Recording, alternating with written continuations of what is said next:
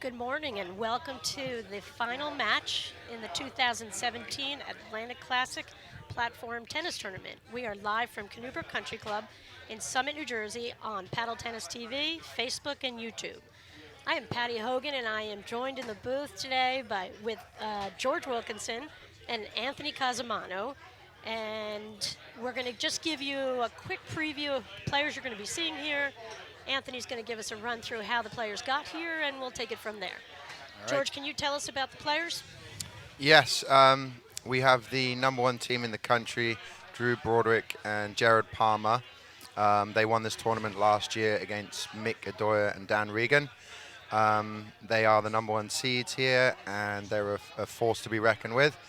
And the opposing team is the Swedes. I'm sure you've been following them through this tournament. They've had a fantastic run. And Sebastian Bredberg and Martin Bostrom. They've been performing really well in this tournament, and they have a really good game style that matches up against Drew and Jared. So it's going to be really interesting to see how they use their strategies to take advantage of situations in this match. Anthony, how did these players get here? And how they got here, Bostrom and Bredberg beat Parsons and Powers in the quarterfinals. And then just recently beat DeRose and Lubau in the semis. Started off a little wet in the morning and dried up a little bit, and that's where we are right now.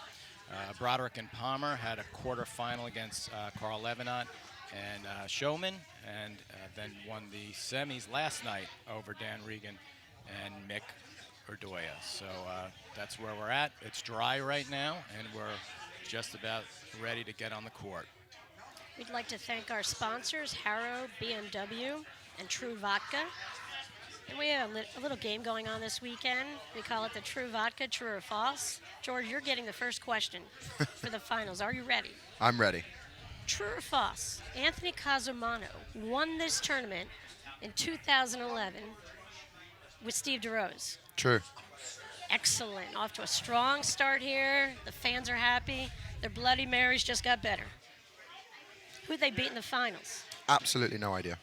Can't remember. Who did you beat in the finals? I'll give you a clue. They're from the same country. And they're playing here today in the finals, and they're the number 9 seed. Do you need more Sebastian clues? Bredberg and Martin Bostrom? Yes. They're not from the same country as Anthony. You know, you're right. You're right, George. What country would that be, Anthony? That's a good question. New Jersey's kind of like its own country, isn't it? It is. Okay, so the tournament so far kind of have had some upsets. Anthony, can maybe you take us through some of the surprises in the round of 16s? I mean, we had a great competitive field, lots of depth, and a few surprises. So what would you consider the first upset that you'd like to go through? Was that maybe Marco and Nathan? I think the one I circled right there for you, Anthony. Okay, great, thank you. So Mike Cochran and Jeff Morneau, obviously a fantastic a team, or at least have at one time or another been fantastic players. They're both playing well, but they don't usually play together. Obviously, Jeff's a fantastic player out there. They lost to Carl and Bob and Showman. I think it was 2 sets. I didn't get to watch that whole match, but I did watch the third set, and as a matter of fact, we were calling that match, and we had the score wrong. But they got up early in the third set and played well. It was a little scattered, that match. I think there were some balls flying around, and that was played much better into Carl's hands there. And Carl was outstanding during that match, wasn't he, Anthony? He did. He played very well. He's got a big forehand. He played very patiently. That was a good team. And the other surprise for some people was Martin and Sebi's win over Powers and Parsons. Although I think most players in the commentators picked Bostrom Bredberg. What do you mean most? You mean every single one of them? Every single one of them picked it.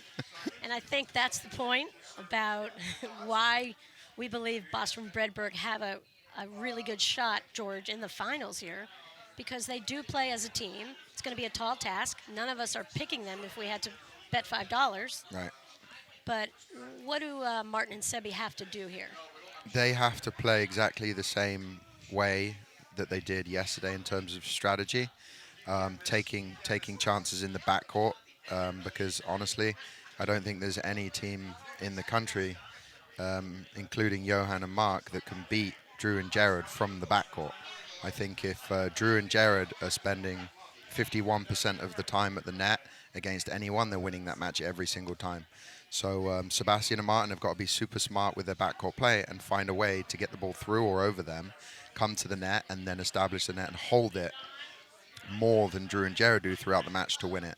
And we know that they have done that once because they're the second team only to have beaten Drew and Jared, which was in Soundshaw a couple of years ago at Menursing, and they played fabulously, and there's no reason why they can't produce the goods again if they play well. And I do know that there was a little in the semi-finals against Powers and Parsons. They did have a bit of a drop in concentration from being up a set and 4-2 and went away a little bit, and they weren't performing as well. But they did turn that around in the semis today against Lubao de Rose, and I spoke to Sebastian, and they're aware of that, and they're going to try to make sure that they maintain their focus throughout the match, no matter what the score. I think that's going to be important. Anthony, do you think the fact that Boston Bredberg played their semifinal this morning will help them or hurt them in this match? I don't think it hurts them. These guys are in great shape. They'll be ready to play. They have a good start this morning. And honestly, watching, obviously Drew and Jared are fantastic, but if there is a time to beat those two guys, it's early in the season. I saw them both, I wouldn't say struggling, but they were a little bit loose, and I think the early match this morning for these guys will actually help them out. I think they'll get off to a good start. We are at Canoe Country Club. This is the 2017 Atlantic Classic. Scott Rosenbaum will be our umpire. Oftentimes we say in the chair. He will not be in a chair. He'll just be standing out there. And he is sporting socks in honor of all those who are survivors of cancer. And he just wanted me to give a little shout out. He does a great job. He's the assistant pro.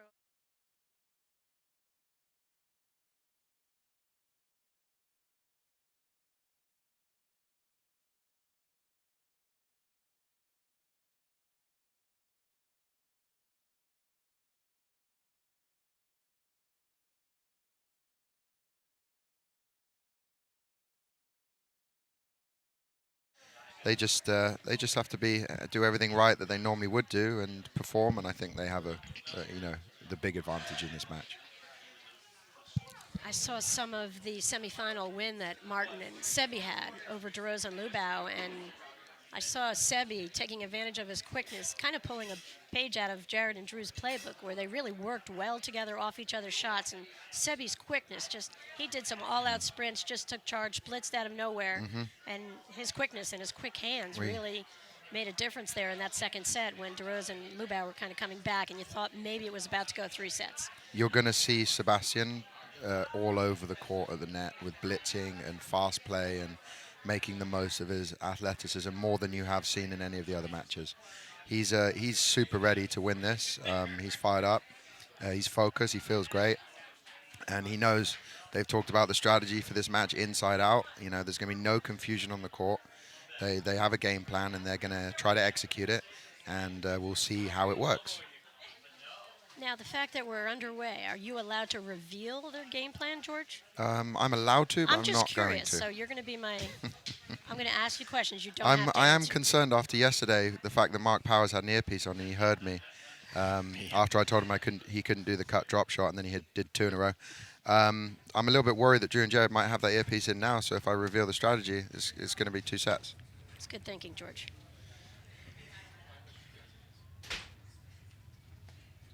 Normally they'll have about a 10-minute warm-up before the match. Something tells me it'll go a little bit longer since Drew and Jared haven't played a match before. Sebi and Martin are ready to go. Big shout out to Bob Ferguson, Jimmy White, all the members of Canoe Club. They're done a great job here with this tournament, and now everyone's starting to show up. We thought the rain was going to cancel play this morning, but we lucked out. We have a little window here in Summit, New Jersey. If it does start to rain during the match, the players probably will continue until all 4 of them agree that the grid on the court is not holding up to the amount of rain. What happens typically, George? Well, I'm curious. Once it starts raining, does advantage go to the net team or the baseline team? Massively, the net. It changes the game completely. We call it skid ball. Um, and for those tennis players that are interested in to know the difference, it would be the equivalent of playing grass court tennis. It's kind of serve and volley. It's very very difficult to break serve in paddle when the ball skids off the surface. It just makes impossible offensive opportunities in the backcourt because the ball stays low and hits the board and it doesn't bounce up high out of the screens anymore, and it just becomes really really physical in the backcourt just to get the ball back into play. You have to take a lot of risks in the backcourt. Any drive opportunities that you're considering is a drive every time, because you need to get the ball through to the net. You got to just go for it, and when you're serving, if you fault, you're really causing problems for you and your team. You've got to be making serves, getting to the net, and then smacking the overhead as hard as you can with spin. Doesn't really matter where it goes. If it goes into the middle of the back screen or into the corner, it's still going to have the same effect. It's gonna skid heavily and become a difficult shot. Sure. For those of you who haven't seen platform tennis before, the court has a grit, um, aluminum chips. We learned yesterday that used to be chestnut shells from Michael Espy, our historian. And that allows for play when the conditions, when the court gets a little bit slick, and sometimes you can put heaters on, that'll help for a little bit. But the spin on the overheads are just lethal. Right. So you don't love where 95% of our shots from the baseline yesterday during play all day, throw up lobs. It's going to be the opposite today. Because any short lob, you're just going to get crushed by the spin and power of the opponent's overhead. Yeah, right now it's playing like normal conditions. It's not skidding, but we will tell you straight away if the rain comes and we start seeing the ball skid. It's a significant difference. If it does start to rain today, does it tip the scales in any one direction? Or I honestly think massively. I was kind of, obviously I'm a big fan of Seb and Martin. They're, my good friends, and I'm friends with Drew and Jared as well. But, I'm in favour of them. They're my friends. I'm rooting for them. But I think they have a massive advantage in winning the match if it becomes, wet conditions and skid ball. Just because, Seb especially is a super athlete. And I've played with him in the rain many a times, and I know how he can hold and turn things around in wet conditions like that. He knows how to play it. So a lot of players don't know how to play skid ball. They don't take advantage of it. For example, when you're at the net and you're hitting an offensive overhead, and you're a player like me that loves the roller, you never hit the roller when it's skid ball, because the ball will actually come out of the screens a little bit higher for your opponents and give them a chance to get it back. It's all backspin and side spin overheads, is just wherever into the back screen, and then it skids. So I think they will have a massive advantage because it's going to come down to pure physicality. A lot of times I've always thought that the higher seeded team, it becomes a giant equalizer when the weather conditions worsen. And so when teams are debating about going on or off, if it's raining, I'll oftentimes see the lower seeded team eager to get out there because it's going to take away a lot of the skills of the higher rated team. But I bet if we did an analysis of that, I think we do find that the better teams end up winning those matches anyway. So I heard what George said, and I think he's right. I think the bad weather will favor Sebi and Martin, but Drew, he'll dig back in that corner forever and ever, and he'll change the way he's lobbing to keep them from getting that advantage, and I think he'll still be able to play well and win the match. So the players have taken their warm-up serves before the start of play. All four players will hit some serves and some returns, maybe some volleys.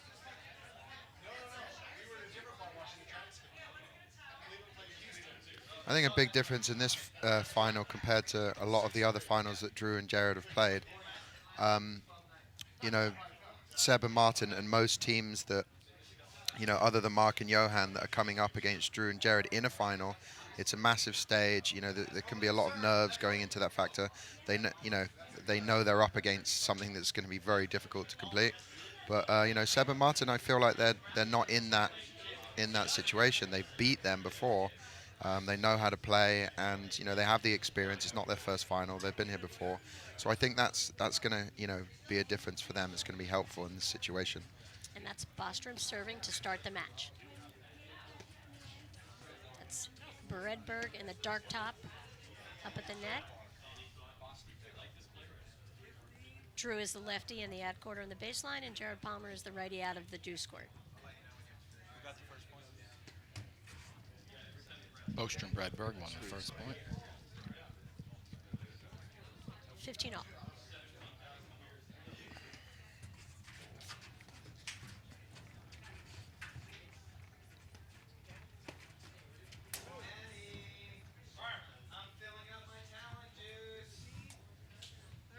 $15.30.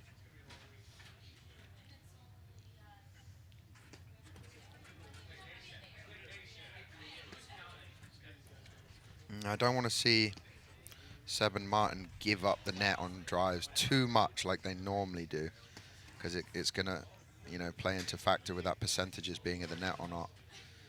Obviously, there's times where you have to give it up, but I want to see them try to make some difficult volleys more than they normally would.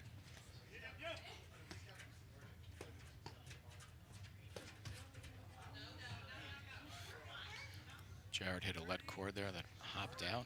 It's 40-30.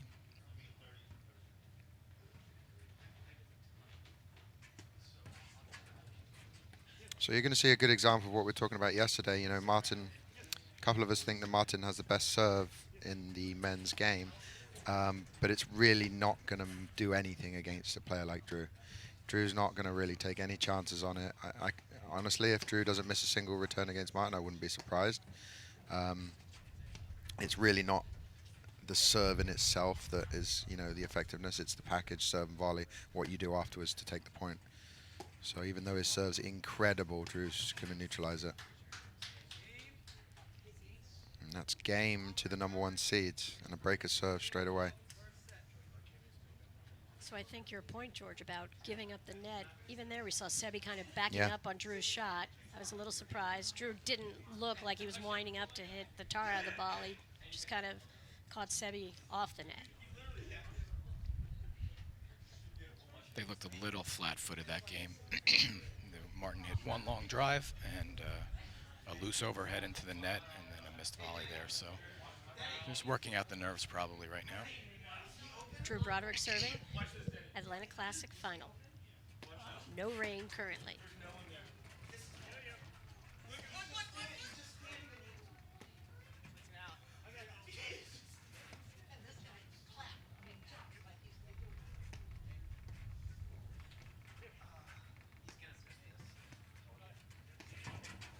What's the best part about Sebastian Bredberg's game, George? It has to be his blitz. When Martin hits a drive, Seb will charge in unannounced to the net, and if the opponent makes Martin's volley, Seb will be on top of that net, looking to put the next one away. He's so quick, and he reads it well. It's not all about speed. It's reading when's the right time to go against the right opponent. It's 15 love.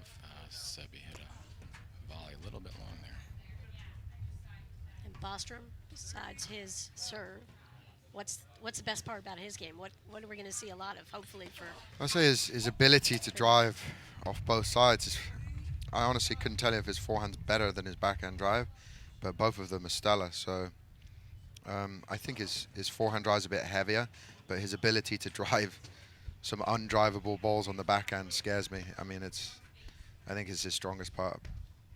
Other than his serve, about his game, it's incredible. I saw him hit some of those two-handed backhands through DeRose loop out literally this morning. Threw them, at them, just pummeled them. Setting up Sebi for the blitz. I mean, it was really fun, entertaining match to watch. A little uncharacteristic of Jared there, lunging for that volley. Put it wide.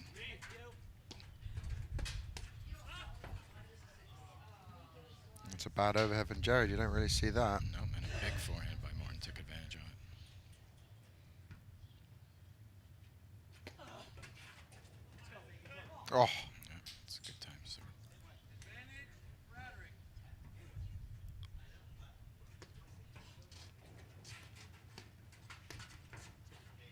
and that's what you need to see more for Bredberg Bostrom if they want to establish themselves in this match. That was tough one. Drew kept that volley nice and low. Yeah, Makes that's it the very problem blitzing with Drew. It's like it's potentially on, and then he knows it's coming, and he keeps that volley so low. He makes the blitz much more difficult than it usually would be.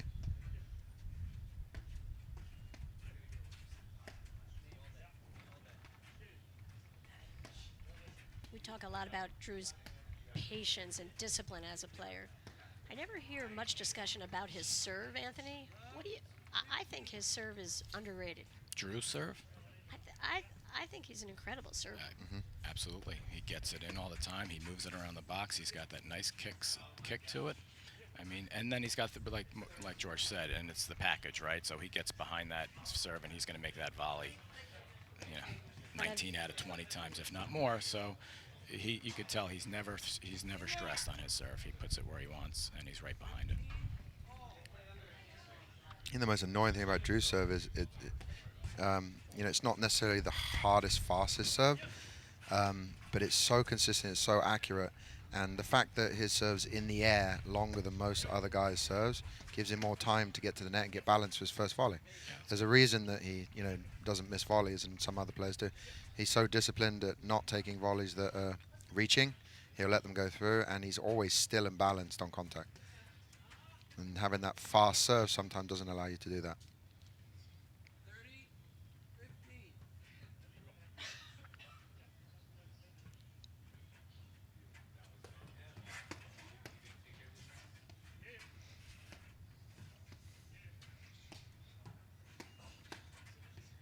George Sebi was a soccer player as a kid, wasn't he?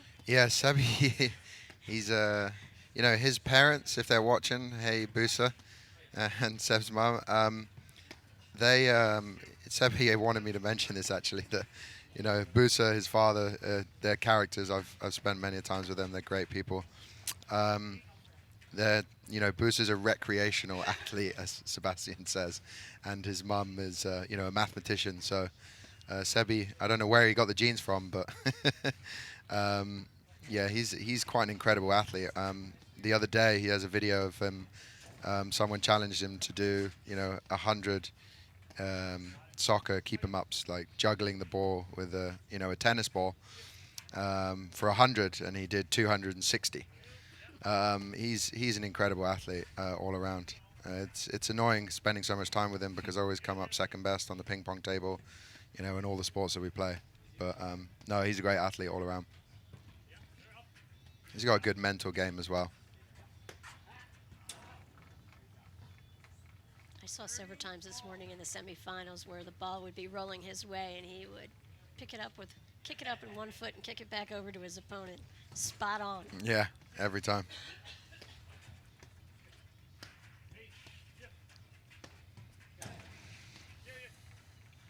I just think it's so important. Even when you have your game plan against Drew and Jed, I think the first 3-4 games, even if you lose every single one of those games and go 4-love down, you need to play longer points than you might want to, just to get comfortable and see what they do and figure out what they're looking to attack, and that can make a difference. If you start off and things are fast, you haven't spent enough time in the points with them, and then things can go down the toilet really fast.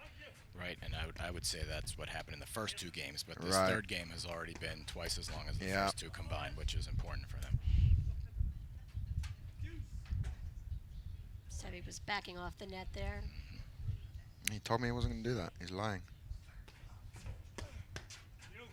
He seems like a straight up truthful guy most of the I time. know. What's wrong with him? Martin's missed a few of those, and I think he's just a little too antsy. He's trying to do a little too much.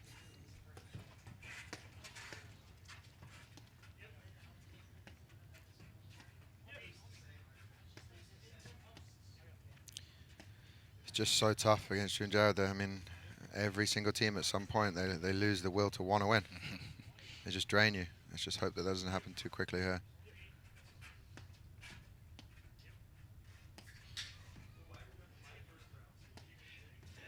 That's Bredberg hitting the overheads. Dark black top, long sleeve. Martin Bostrom. We see the back of him. Gray t-shirt at the net. Jared Palmer's hitting out of the deuce court. He's the righty. Drew Broderick's hitting out of the ad court. White shirt. He's the lefty.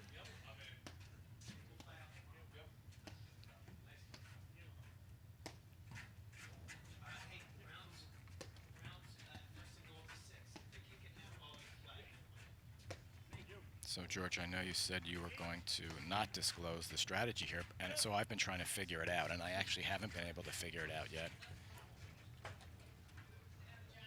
Yeah, I mean, honestly, I think there's only a few teams and players in the country that know the winning formula to beat Drew and Jared. Seb and Martin, in my opinion, know it, but they're not executing it right now. Not getting there yet.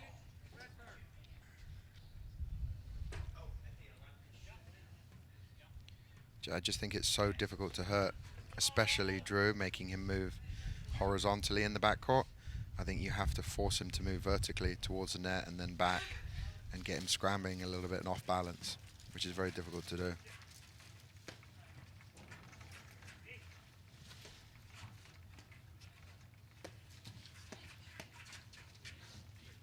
Yeah, he's going to get killed with that. Spin overhead's going to do nothing against Drew. Does their strategy include? Yeah, Seb's telling him there's no point in hitting it spin to Drew's backhand. There's no point. It doesn't matter how much the ball's spinning. If Drew gets a short ball and there's an opportunity to catch someone out of position, he's going to rip the drive. Does their strategy include a rain dance? Which rain dance? The Watusi? The Watusi rain dance? I know Sebastian can do that. Actually, I've seen it happen. So this might be a good time for them to pull that out. I mean, I don't know if that was part of the secret formula. We'll be right back to the Atlanta Classic.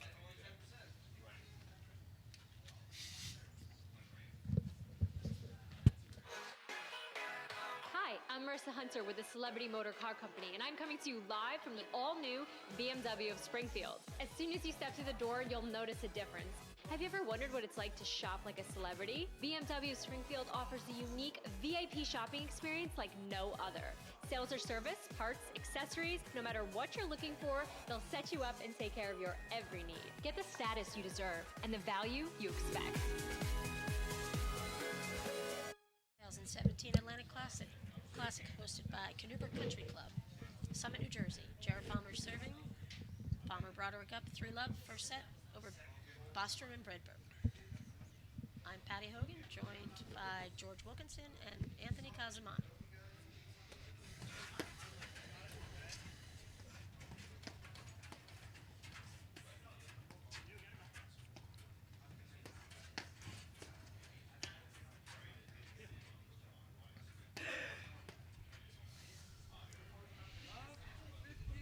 George, I think this would be a good time for another true vodka, true or false.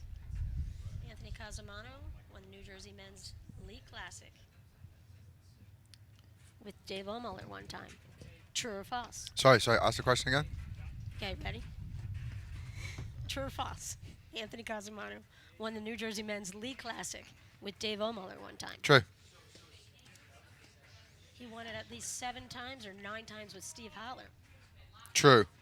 I know the reason that's true. I saw the cup somewhere in one of the huts. Oh, really? And I was just reading Anthony Casamano. True or false? He won it twice with Jeff Hipkins. I'm going to go with true. And that completes our Casamano celebrity moment. Oh, thank you. Am I 4 for 4 so far in the true and false? You're doing really well with it. I see a pattern developing with the answers. Thanks to our sponsor, True Vodka.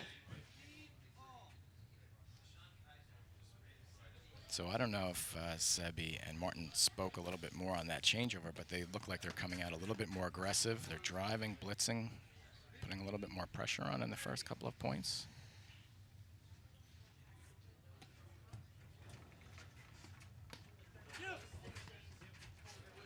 It's good discipline from Sebastian to let that go through. That's not easy to let You're going to see a lot of players just stubborn and try to play that ball that's right in your wheelhouse, but it's low. You'll have to hit up on it, and letting it go through is just an experienced paddle player there. And Martin stepped right in there. Sometimes you can confuse your partner with that shot as well if you're used to picking it up there, but Martin stayed right on it and was waiting.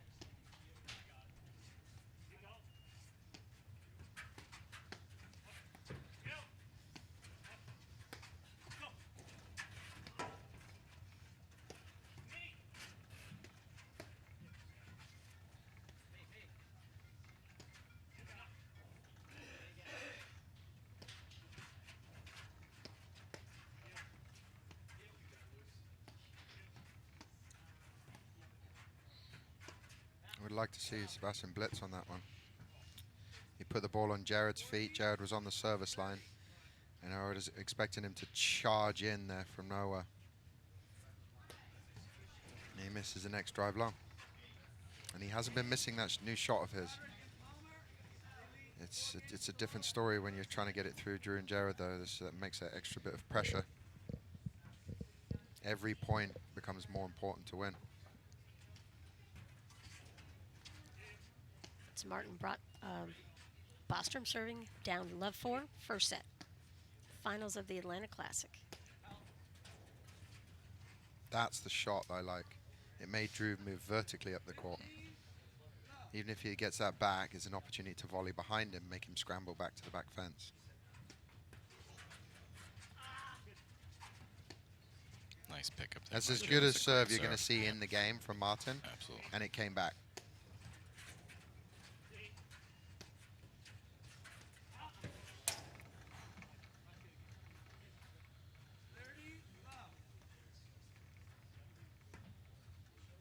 Definitely a fan of the swinging volley, as we call it, the roller in platform tennis from Seb and Martin. I think it's going to have more effect against Drew and Jared than the cut overheads.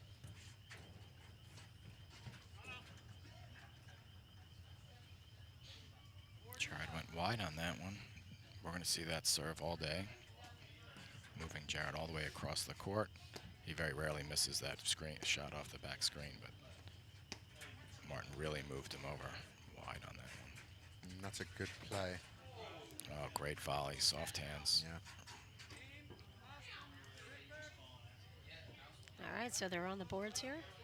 Down 1-4. Little sign of that they maybe are feeling a little more comfortable. I love that volley, how long he held that volley. Jared made his move toward the middle, and he just hit the ball behind him. George, you do that all the time, don't you? What? Move to the middle? No, I'm just kidding. You play paddle, right? Yeah, no, I like to. My favorite shot is, some of you would think it's the forehand, but I actually love, and I learned it playing with Marco, is the opportunity to hit offensive volley winners. It's so fun, actually tempting someone into driving a ball, and then closing the net and volleying it right back at their feet and hitting it for a volley winner. It's a lot of fun. And it's not easy when you have Jared right in your face doing that. He really settled his hands. He watched to see where Jared committed and then just went softly right behind him. To keep that discipline is not easy. So Drew Broderick serving. Drew and Jared are up 4-1. They're in the far court. Drew's the lefty. Jared's the righty. And it has started to rain here again in Summit, New Jersey. I think the rain dance may have been effective, George.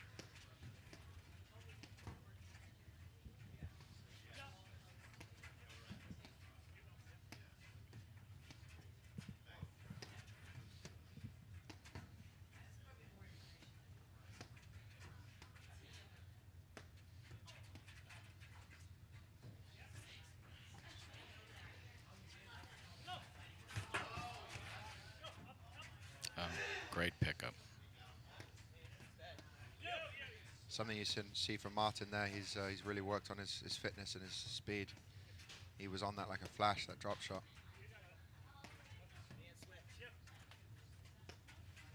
He really has gotten faster since he's been married.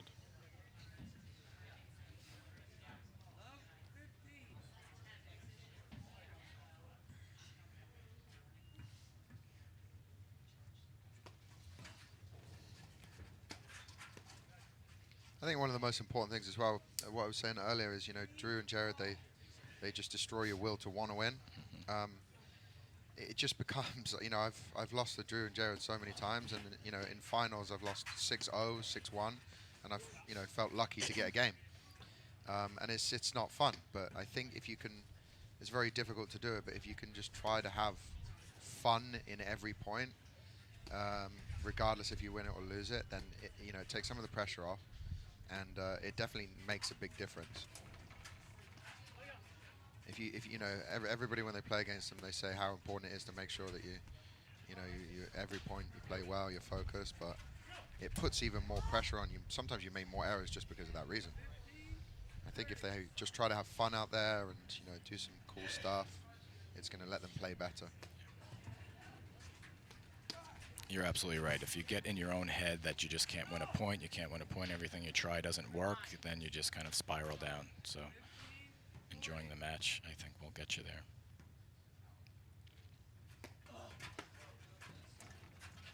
And Seb's blitz is starting to work. We saw that before he came in and finished that point with the blitz. And they're switching at the net. So that tells you, everyone, that Bostrom and Bredberg, the Swedes, want Martin taking most of the overheads. So he's the player that has the heavy spin overhead compared to Sebastian. So they're definitely taking a more offensive role at the net. There's that roller. Is that because of the rain? I don't think the rain's a factor yet, to be honest with you. Okay. It's not going to be skidding yet. But But I do know when, if it does become skid ball, Martin will take all the overheads and he won't hit the roller, he'll hit the slash overhead. Because he has so much side spin on his overhead, it will just skid for winners. That's Brook serving. Down 2-4 first set. Finals of the Atlanta Classic. And that's the good setup shot there. I just got a text question. Someone was curious about something, so I'm throwing it to you, George. If these guys were to play tennis, who would win? Singles or doubles? Doubles. That is a very good question. Honestly, I could not call it. I really couldn't call it. They're all very, very good tennis players. I think it would be 6 in the third. I'm not going to give you a winner.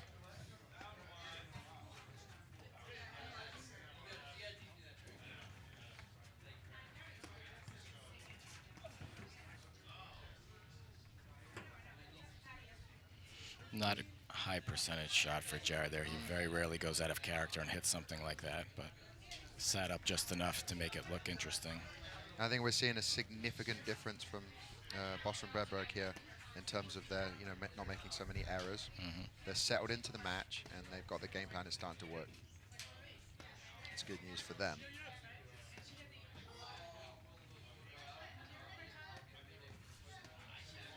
I feel like Martin, once he gets going like this, I think Seb may have put Martin on the left like that just to get him going. Because sometimes he can get a little flat-footed and make some errors, but once he starts moving around, it's similar to Parsons. Once Parsons gets on those barrage of rollers, he really starts playing well. And it's the same kind of thing with Martin. You can see him really moving around, bouncing around, hitting much better shots now. It's going to make a difference for his error count.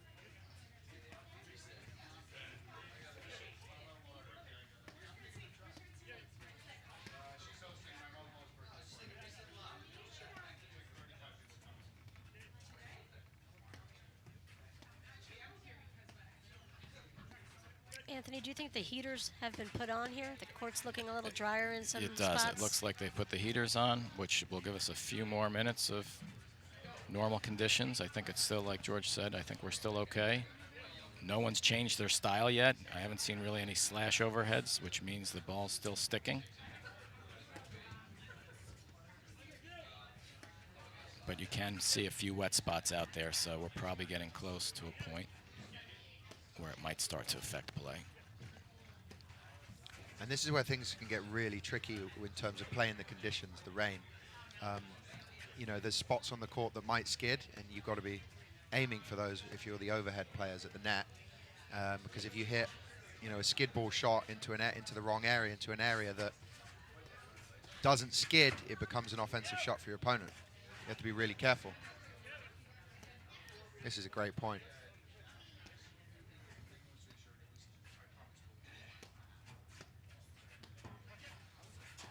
He should not have hit that waterfall, and Drew should have punted. He normally tags you in the chest if you do that. Yes, he got it to stick to the side screen, though. A little lucky on that I one. think Drew was surprised that he attempted it against him. Got caught out.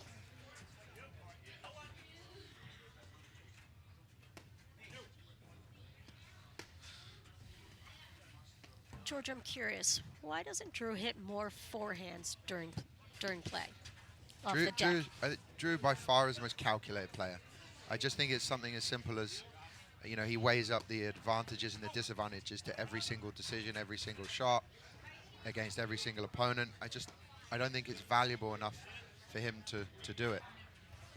You know, he has his strengths. He doesn't really have any weaknesses, but he utilizes his strengths, and he just doesn't need to.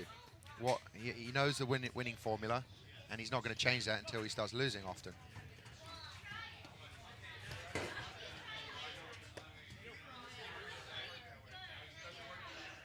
I think that's a huge point about really good teams. They don't have to hit every shot. They just really have to hit the shots that are effective against in the matchup they're currently up against. Right. To the point George said earlier about hitting the spin overhead into Drew's backhand, right? If that's not going to work for you, work against Drew, you just put it away and you work for the next shot. But George and Sebi both look a lot more settled in this game. They're more patient. Thank you. Martin is hitting. Oh, sorry. You guys have played together once or twice before, right? I do not look settled right now. I'm standing up in the commentating booth. But I can't sit down. George is nervous, Anthony. He is. He's on his toes, which is probably good. That means Sebi and Martin are they feel more in this game. Although Martin just missed a tough volley, but more patient. Martin's overheads were fantastic in that corner, giving Drew very few Come on, boys. opportunities. And then we have a fault. It's so easy when you're up 40 love to assume you've got the game. It's that last point you got to see it as the most difficult point to get. I always tell people I'm playing with, if we're up 40 love, this is the most difficult point to finish. Let's do it right here. But they got away with that. That's a huge game there. Very big game there. So Boston Breadburg are clawing their way back into this. They were down 0-4, and now they've won 3 straight games. Big turnaround. We talk about momentum all the time in this sport. It's really amazing how one team will have it, and then a switch just goes off, and it all changes. And I've got to believe for Martin and Sebi, they were still kind of coming off their semifinal win over DeRose Lubau. Really different style of play in that match. Very different tempo. And they were sort of still adjusting, I think, in the early goings out here. And they have confidence in each other as a team. We talked about that all day. And George, their spiritual leader, told me, you know, they have a belief in each other. And really the score doesn't matter to them. They're always going to battle. Right, and they slowed down the game just enough to stay in these games longer and longer, right? The first 2 or 3 games were pretty quick. And as these games get longer, they're getting more and more competitive, more comfortable, less edgy. And it's showing.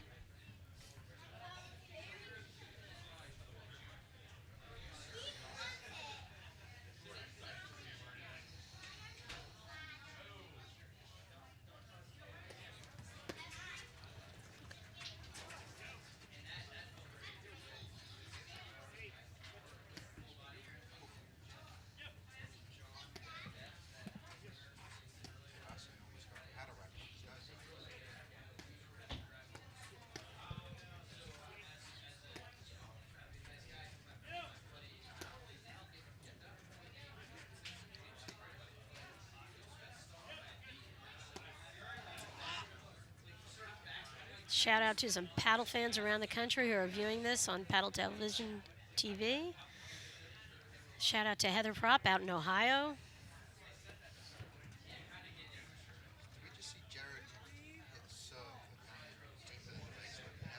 We did, off the top of his paddle.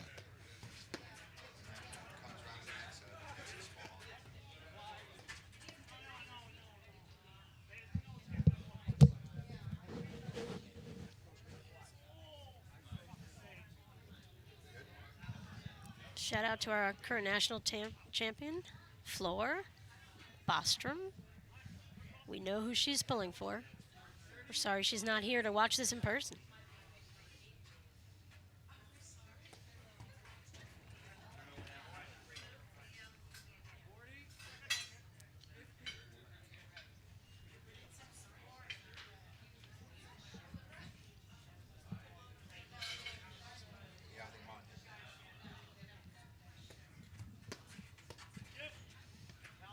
Talked a lot yesterday about holding percentage and which of the top players hold higher percentage most of the time. Juana Ryan, #1 in the game, 68%.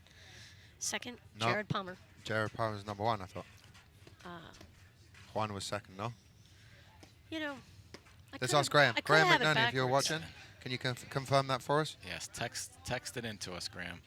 I thought the same thing. I thought Juan Jared was- was Jared just went up in the stats. He just held to go up 5-3, first set, finals of the Atlanta Classic.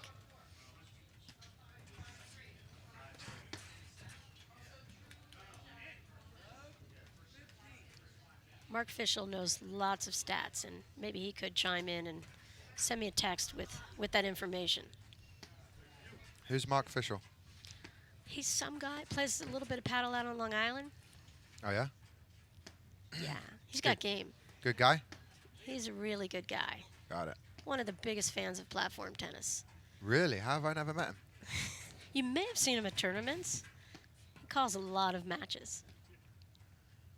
Kind of got a beard going usually, like 2 or 3 days. Sort of like what yours is looking like Oh, now, yeah? George. I'm trying to be the new Mark Fischel lookalike. His accent's a little different. Mark does a great job. He's Mr. Everything behind the scenes for the APTA. Helps out whenever anyone needs it, and just loves commentating on these matches. And he does a wonderful job. Oh, wow. The transition, that's where you can catch Drew and Jared in a net exchange in the transition. Because, again, they're moving forwards and backwards, and I think that's where they're susceptible to make some errors or be open for opportunities to attack. Something that Mark and Johan really try to focus on when they play Drew and Jared is taking advantage of the net exchange situations. And are they slightly vulnerable there just because they have the lefty-righty, George?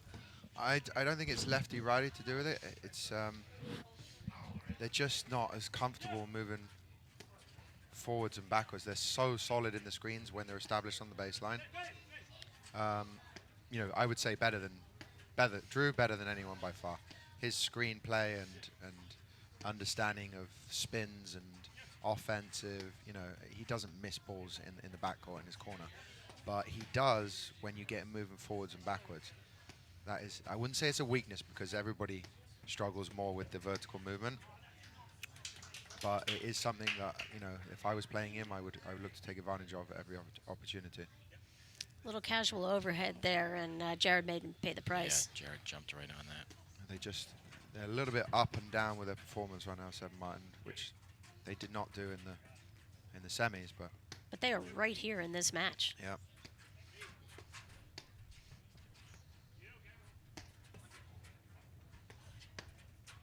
Oh.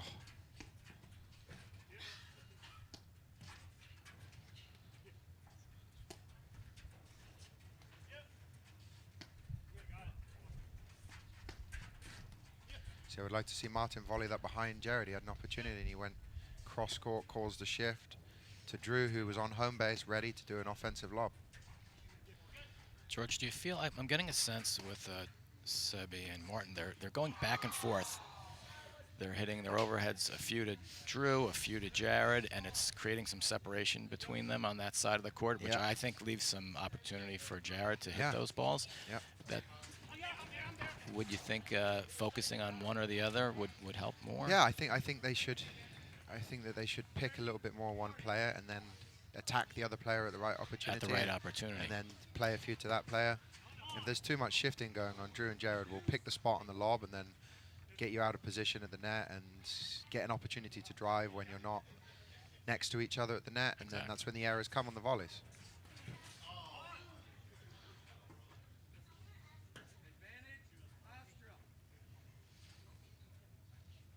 A rare return of serve error from Jared right Yes. there. Jammed him a little bit. It was in very close to his body. He didn't put enough separation between himself and the ball.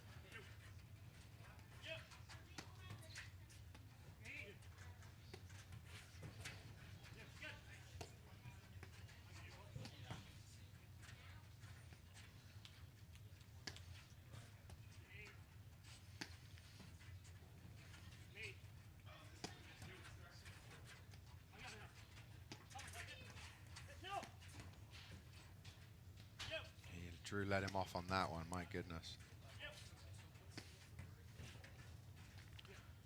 Drew's always looking for the spike overhead, the Zorro shot.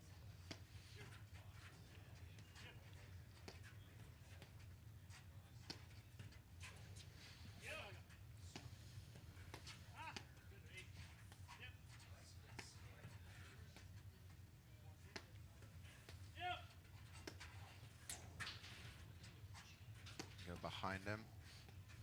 Pretty good.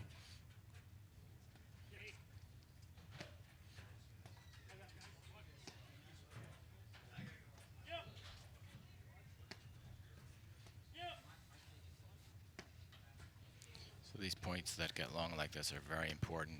What's going through their minds right now, Sebi and Martin, right?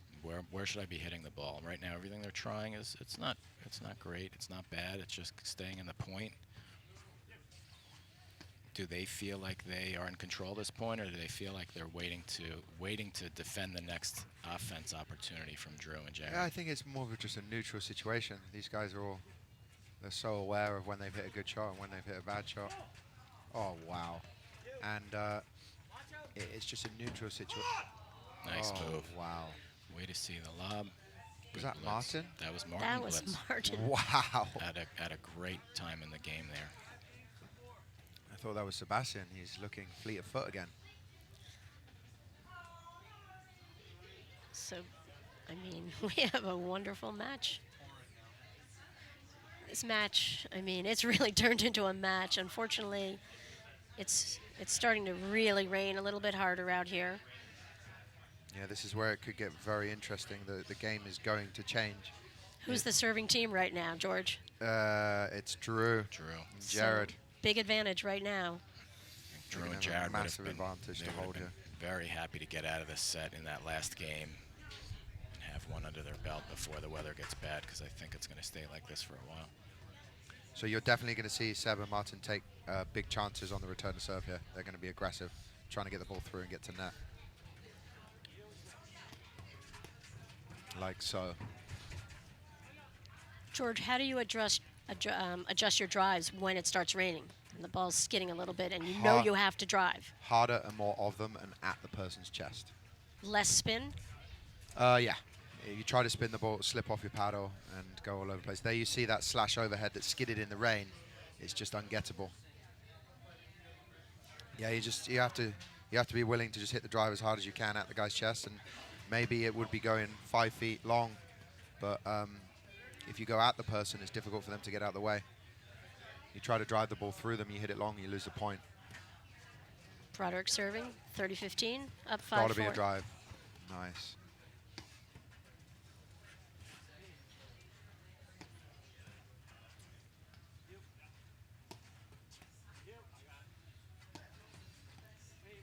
And Drew's the overhead that they should be more worried about. They should be hitting a lot of lobs to Jared right now.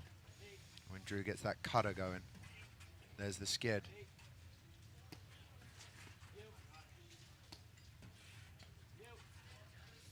Why is that, George? Jared's overhead, how does he hit it? Jared doesn't have as much side spin on his overhead like Drew does. Drew has heavy side spin. It's the cut. People call it the slash overhead, that one. How does he do it, George? It's a lot of hip rotation and really loading your legs, letting the ball drop to a low contact point. Most people try to hit it too hard, just focusing on their arm, but the real power, like Johan and Juan, they hit it so hard. If you watch their hip rotation, they're really using their abdominals and their rotation to generate the core power. So we have double set point. That's the first set. Broderick and Palmer. A couple return of serve errors here in that game by Sebi and Martin, unfortunately for them, and it's 6-4 first set. Finals of the Atlantic Classic.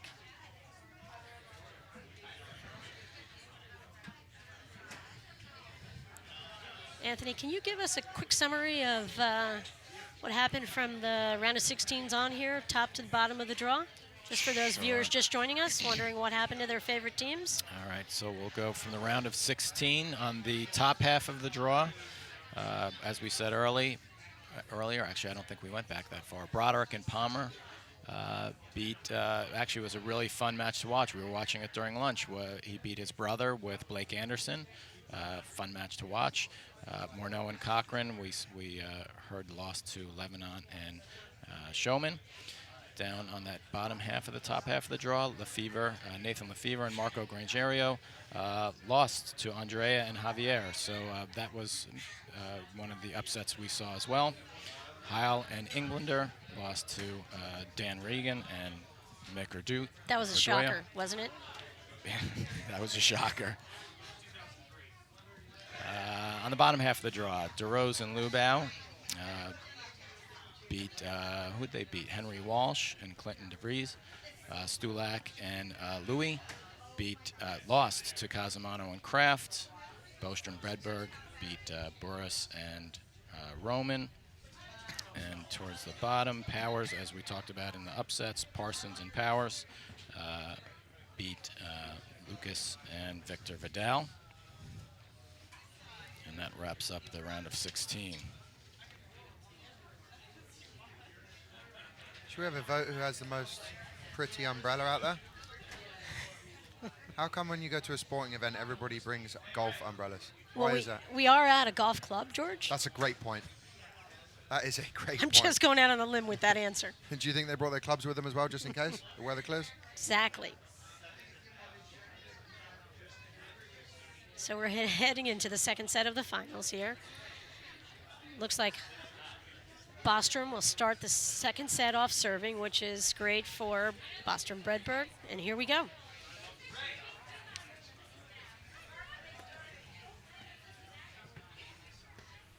You notice a lot of the spectators also seem to have brought their own white towels, George.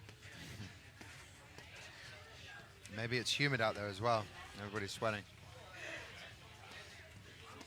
Anthony, how warm was it out there during your match this morning? It is warm and sticky. I think it was in the low 60s when we played, but it was definitely very sweating weather. So you can see Martin's trying to make the overhead skid. It's not skidding because he's making it land too short. He's got to let the ball drop a bit low, and he should not be hitting rollers. He's got to let the ball drop low and have it land a bit deeper in order for it to skid and have the effects that they want. It's not skidding.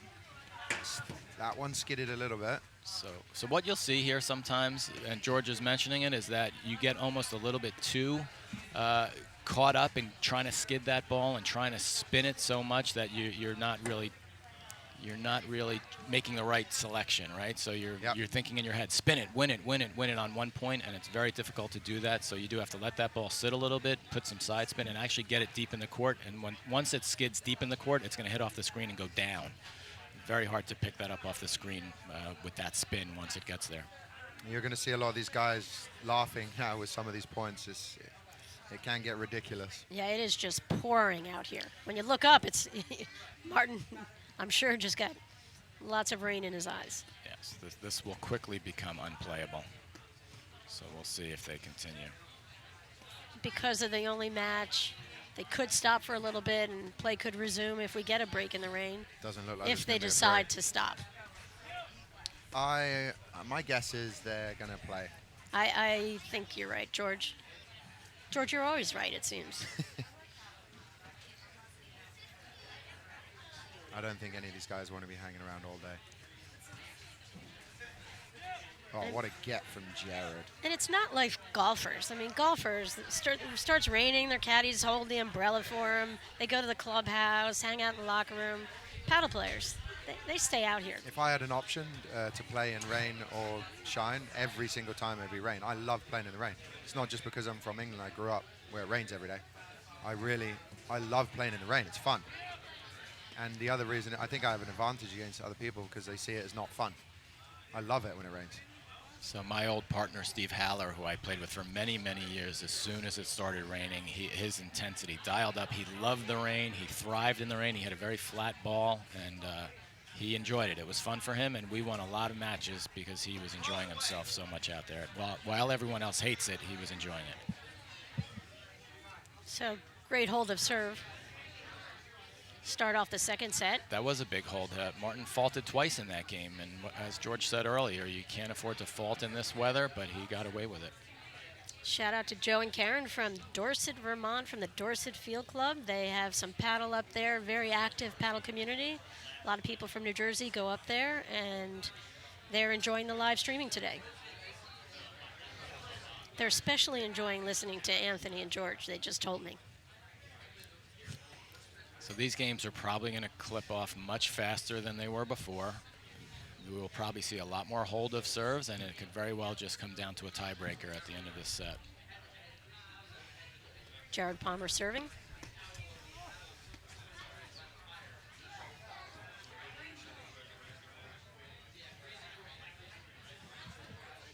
Notice Jared's totally laying off his serve there.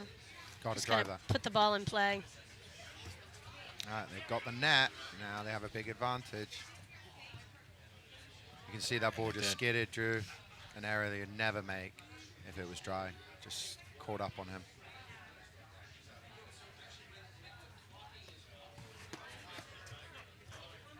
You would expect, I don't know why Jared's serving so softly. I think he's worried that the ball's going to spin off his paddle. He's going to lose control. But if that was me on the return, I'd be nailing it, which Martin did. Does he hit with less spin on his serve than Drew, typically, George? Yes. He has less spin on his serve, but he hits it harder pace-wise.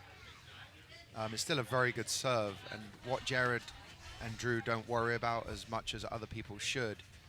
You know, a lot of people, if they had Jared's serve, would lose the net off a screen drive from the returners because it spikes out of the screen high and aggressively. But Jared and Drew, they're not worried about that because their hands and their volleys are so good. They make the volley anyway. And it actually sometimes can be worse to drive that ball out the screens hard because they're standing at the net, knowing it's coming, and they can volley behind you for a winner. One area in this game in the rain where you don't need to spin it as much is the serve, though. I've seen a lot of flat serves that come in and it almost has an underspin, and they actually slide a lot more than some of the spin serves. So maybe that's why Jared's going for that.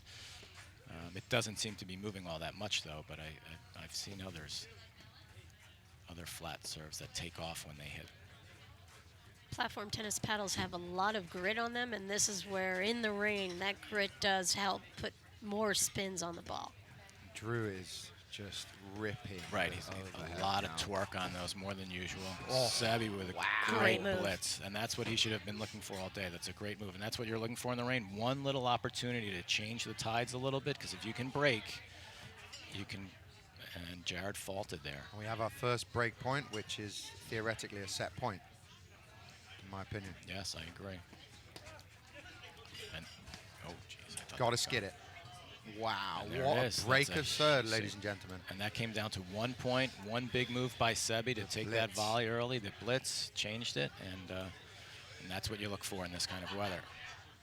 Now, if they just trade holds back and forth. We could have a three-setter out here. Yes. I think Martin and Sebi did a great job in that game. They kind of caught Drew leaning a little bit. I love how Sebi picked up, took the return down his line. Little things like that can make a big difference to come back in a match. Seb and Martin, right now, I can promise you that they feel like they've got this match in the bag. With that break of serve, at least this set, they feel on top right now with that break. That's going to give them a second win.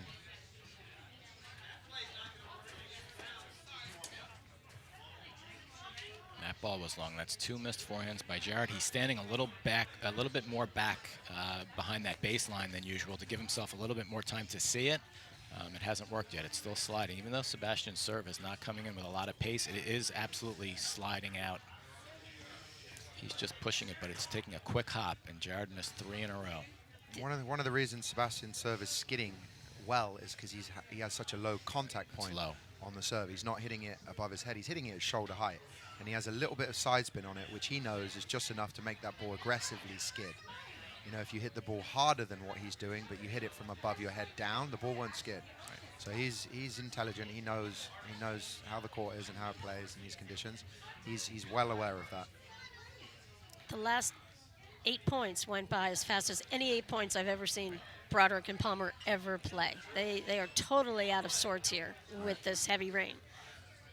It's helping Martin and Sebi, and it's hurting Palmer and Broderick right now. George said it, you know, Drew likes to play a slow game. He likes to get his lobs up and poke them around. That's all out of the question now. So, but as we know, Drew will adapt if he has to. We'll see if he can make it happen before the end of the set. You can see Seb playing super aggressive there, looking to get the drive through.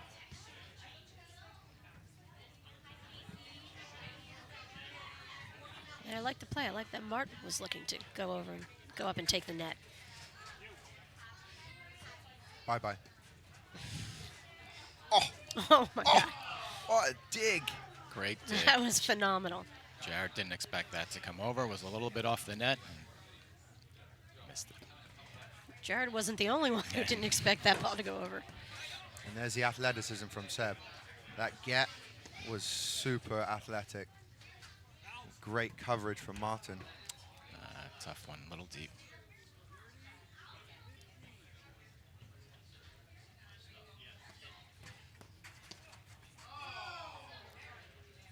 Wow. He floated an off speed, a little high on Jared. Worked well.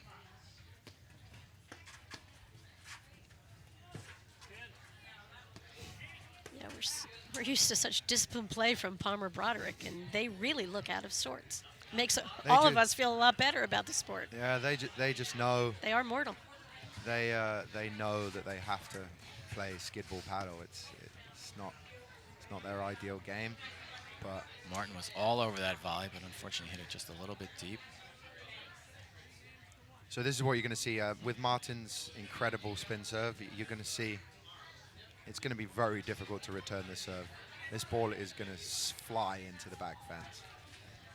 It's Martin Bostrom serving 3-1, second set. Just incredible play. Broderick Palmer won the first set. See you, man.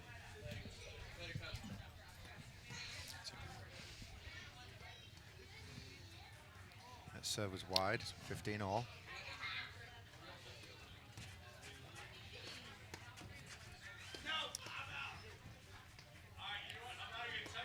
George, I'm curious about something. We have a nor'easter coming our way. What direction does it go? True. I agree. Good teamwork. I agree. We want to support our sponsors here. Don't try to trick us with these questions.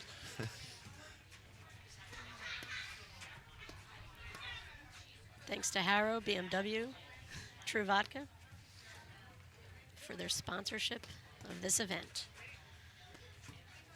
Martin's got to get that overhead landing deeper. Eventually, they're going to rip one out the screens. Uh-oh. Are you a psychic, George? I'm pretty good at reading people's energies. You are. The notes you've been slipping me during these 2 days? Incredible.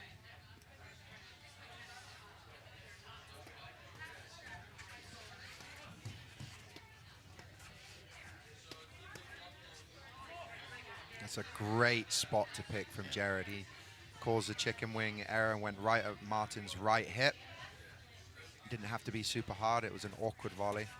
Were Martin and Sebi out of position there, Coach George? I Seemed like think if they had been a little bit more to the left, you know, Sebastian could have taken that ball and stepped to his left and hit the ball on the left side of his body, opposed to Martin doing the chicken wing volley and taking it on the right of his body. It would have made things easier. So fractionally, yes. I don't think they would have missed the volley if Seb had taken it opposed to Martin. It would have been a much easier volley. So we are now at 4-1, second set. Bostrom Bredberg, big turnaround. The rain has changed everything. As we knew it would.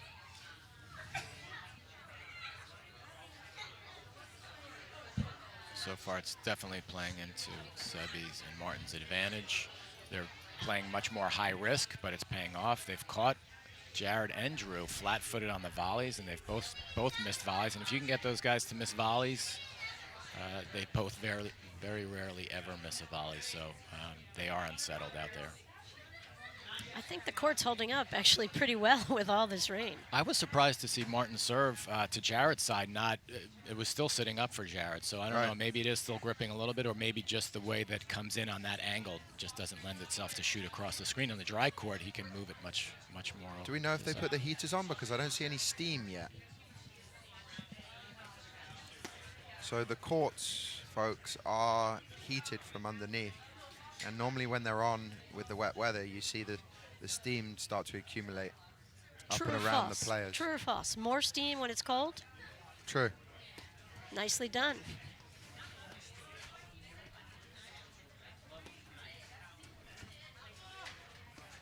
Nice pickup by Sebi there.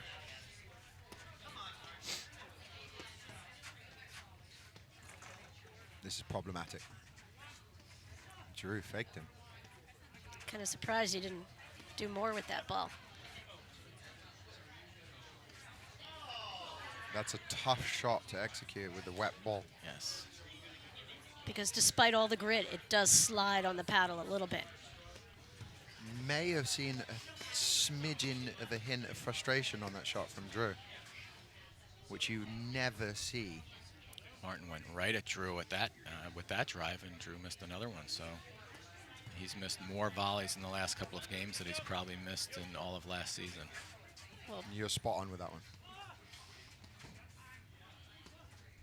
but all the credit to Sebi and Martin. They're keeping the pressure on these They guys. absolutely are. They're making, again, a little bit higher risk choices, but they're all paying off right now. They're keeping the ball low on the drive. Oof. I would have loved to have seen him take that shot right back at Drew there. Drew was kind of moving a little bit off the net. Martin got him on that last volley. Who knows? That's going to come back. Oh, It's a great move by Sebastian. Leans forward into that backhand off the screen. That's really important. As players, you have to keep that ball in front of you. When you let it get behind you, it gets tough to follow it in. But he kept it behind him, kept it in front of him, followed it in, made it very easy. so given this weather situation and the change of the game, I don't think you can see any team in the country win this set against Martin and Sebastian, considering the amount of service games they have left, apart from Jared and Drew. If there's one team that could win the set in this situation, it would be Jared and Drew. But it's still a tall order. Shout out to some of our Philly paddle friends. Kui and Jeff Lyon are enjoying the streaming. And once again, they especially are enjoying George and Anthony.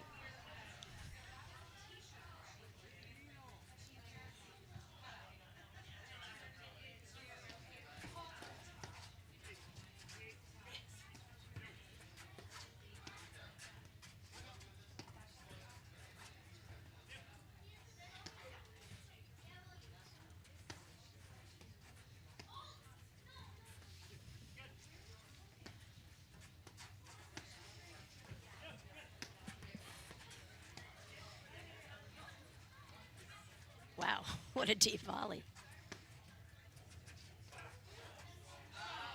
That was That a just phenomenal volley. stayed so low. Jared almost got underneath it, but Bredberg serving 30-15, up 5-1 in the second set. This is the finals of the Atlantic Classic, Canoe Country Club in Summit, New Jersey.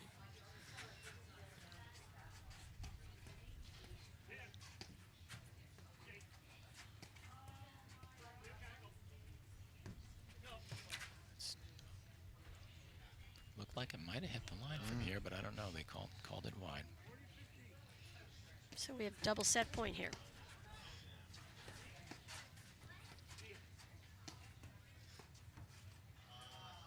And that's the second set.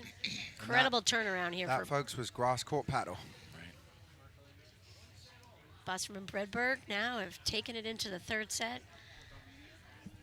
And I think to your point, George, I don't think they'll stop. I think they'll just keep going out here. They're already wet. What difference does it make now? It's not even raining that hard anymore. The courts are still obviously very slick, but it's not pouring. We see all four players leaving the court. But I am surprised to see Note. We're going to go to a commercial, and we'll be right back. Esiason and Phil Simms know something about making the right call, so we asked them to explain business banking. I'm going to go 42 double domino, hit the inside slant for a touchdown. What I would do is go waggle, waggle, double Arnold 98, down the sideline, score. 98 double Arnold's not going to work. That's why I went waggle, waggle. Let the experts at Investors Bank break down your banking needs. They'll diagram custom banking and lending solutions to help move your business forward. Do you think anybody understood that? I don't think I understood it. Investors Bank, banking in your best interest. We are live at the Atlantic Classic at Canoe Country Club in Summit, New Jersey.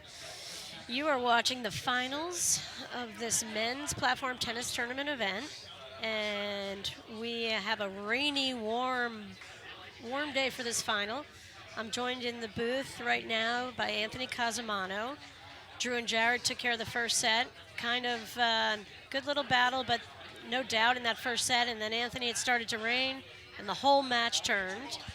Right, George said it. He said the advantage will definitely go to Martin and Sebi when the weather turns, and it absolutely has. They've taken advantage of shorter points and being more aggressive and keeping that ball low on the back screens, and we've seen that it actually has unsettled Drew and Jared a little bit. They've both missed more volleys than they usually miss, and that's aside from just the regular play out there, right? So volleys typically aren't affected by this weather all that much, so they're not comfortable right now, and that I think is we'll see. I think Drew and Jared will have a powwow in the back of the court somewhere, and they might have a different approach coming out this third set. They're not going to let things just slide away from them. They never do.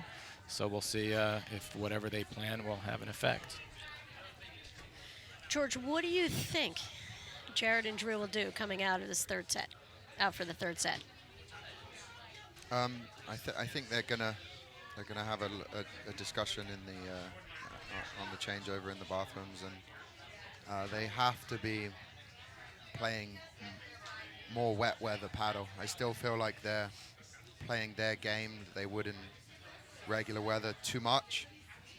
You know, I think if Drew can take the overheads and really cut every single one of them, and you know, Jared and both of them make sure that they hold the net and not let so many balls go through. You know, Seb and Martin are getting the ball through them at the net, which they normally wouldn't be able to in the dry weather. If they can do that, the match could go either way. And you know, I'm concerned for Jared with him hitting the serve softly because it's not skidding, and Martin will get that ball through if you give him a serve like that. He's going to hit it as hard as he can because he knows he has to take risks. And I think Jared needs to make his serve skid more. I think Drew's serve is skidding and is being effective. If Jared's serve doesn't start skidding, I think they're going to struggle to hold. One thing you mentioned, George, earlier that actually comes into play right now is you said Drew is always very willing to let that ball go through and pick it up off the back screen, and right. He can't really do that as much in this weather, and so we see him stabbing at volleys, which he never stabs at volleys, and that's gonna be a big change for them if they continue to get Drew to reach. He's going to miss some of those volleys, and that's against how he usually plays. That's a great point, Anthony, because these players are so used to playing perfect weather conditions. They rarely, I mean, people don't love practicing in rain or snow, but it's good to do because you do find yourselves out in these situations. These players are traveling. Jared travels to California and Sweden. He can't just come back and play this match on a Tuesday night. So they're going to have to find a way, grind it out. If anybody can do it, Drew and Jared will do it. They're number one in the country, 3-time defending national champ for a reason. They always seem to find a way. So I would expect an early adjustment from them out here, and I think they're going to dig their heels in a little bit more. I didn't see that they were grinding there toward the end of that second set. They absolutely will, and that's one of the problems of most paddle teams is that you really can't. It's very hard to change strategy midstream. It's hard to think about what to do after you've not had success doing what you like to do. But Drew, you know, and sometimes you're down 3 or 4 or 5 games real quick, and you just can't mentally make that changeover. Drew can stop that within 1 game or 2 games. He's so smart and so able to see how the game is changing live that he can make those changes, and most teams really can't do that. Question for me, Sebi and Martin are playing so well. Can they sustain this effort? I mean, this is carrying over from their semifinal win over DeRose and Lubau. And I mean, I think it's a great showing.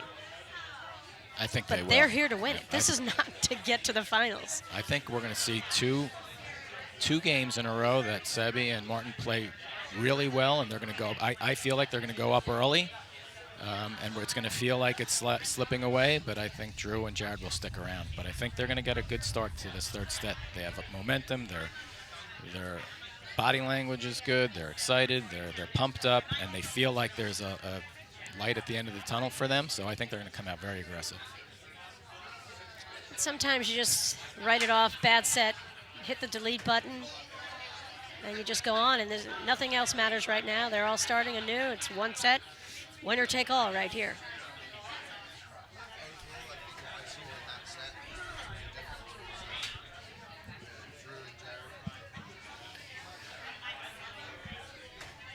So I think what I saw overall in that second set was Martin and Sebastian playing wet weather paddle, and Drew and Jared playing regular weather paddle. With the honest truth, that's in it as a generalization what I saw, and we'll see if that continues through the third set or not.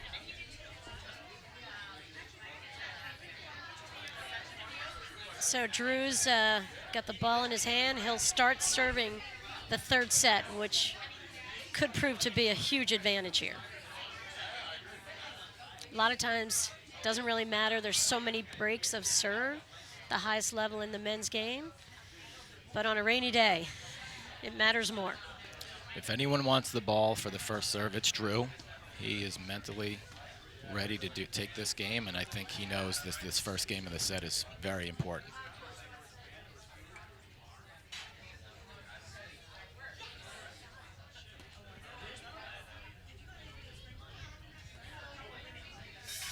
We'll see if Sebastian comes out blitzing early. I think he's going to look for it. I think the first first two games for sure, 10 times more important for Martin and Sebastian than it is for Drew and Jared. Drew and Jared, they can be down. I've seen them down against top teams in the country in finals. I've seen Drew and Jared down 5-1, out of it, match points down, and multiple times he's come back and won the match. So I'm not worried if he loses the first 3 games in this set. I would be more worried to see Martin and Seb go 3-love down in this set. It's love 40, triple break point. Drew and Jared seem uncomfortable up there. Anthony, I think spot on with your analysis that they're kind of used to letting really good drives go through, chase them down. That play is not on the table now with the wet court. And that's a gigantic break for Bostrom and Bredberg. That's a huge break, and I said they were going to come out quickly. I think actually not so much that they came out quickly. There were a couple of mistakes. Drew had a fault in there, which is rare. A couple of loose points, but regardless. He's uncomfortable. He is. Regardless, Bostrom and Bredberg took the first game, which is, again, it's huge. An early start for them is very big. Shout out to former APTA president Tim McAvoy. He's enjoying viewing this match on the live stream, and he's pretty happy he's not standing out in the rain watching here. One thing I promise you're going to see is Martin hit a deeper slash overhead to put the ball away than what he was doing in the second set. Right, just like we saw there, and that was a perfect. There, Jared, right deep to Jarrett's backhand. He couldn't handle it, and it shot away from him. I'm definitely expecting to see more overhead winners from Martin. Yeah, he would do well to remember that shot. It's going to be a key point for him. Here we go. There's the skid. He's got to get that a little bit more off of Jarrett's left hip and have it scoot away from him. So we have the 9th team in the country here, Bredberg Bostrom, really taking it to Palmer and Broderick right now, country's #1 team.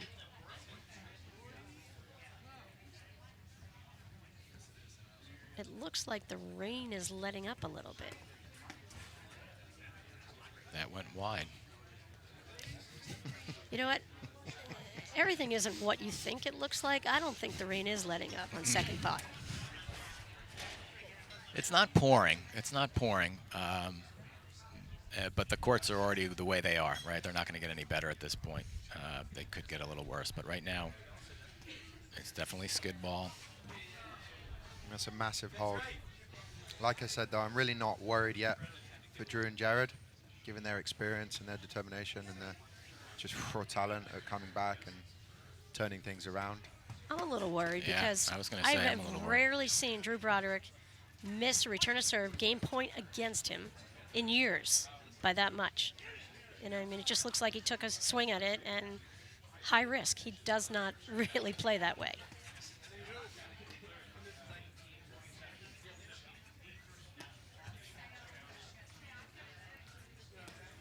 I've always thought the difference in the game as you go up in levels is that game points against, you never see them load up too much. They make sure they get the ball in play. I don't like when he just steps up and hits that jumping forehand. I'd like to see him attack it with little organizing steps when he drives the ball.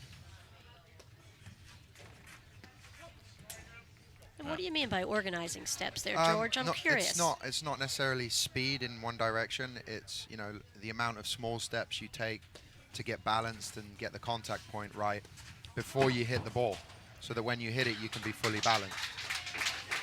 So, sitting ovation from the membership here at Canoe Brook. Their host pro and tournament director Drew Broderick, Jared Palmer are on the board here in the third set. They're down 1-2 to Bosterman Bredberg. This is the finals of the Atlantic Classic in Summit, New Jersey.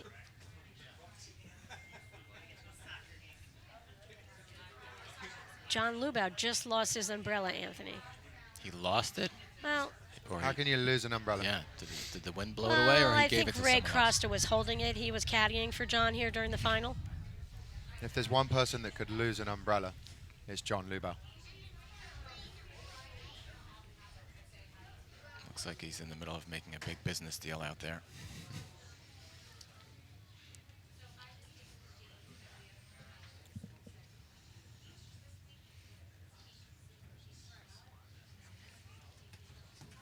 A little different look from Bredberg and Bostrom there. That's the shot we were talking about right there to Jared's backhand. Look how deep he hit that first. Still not skidding. No. Seb knows he'll make his skid. He knows it's got to be deep. Low contact point and deep in the court in order for the ball to skid.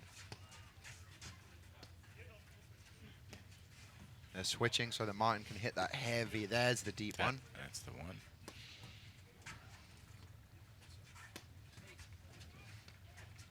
Drew knows to come over for that, though, right? Yeah. It's not going to be an issue unless he can keep it so low that it's going to almost hit off the snowboard.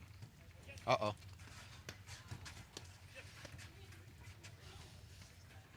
Nice dip. Wow. This is an incredible wet weather point. Drew is just turned into a rock right now.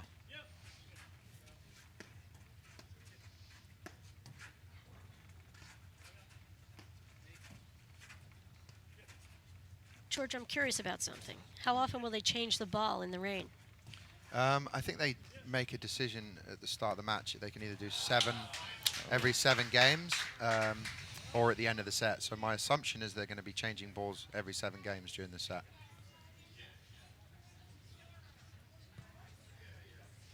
It's a big miss right there from Martin, I Yeah. think.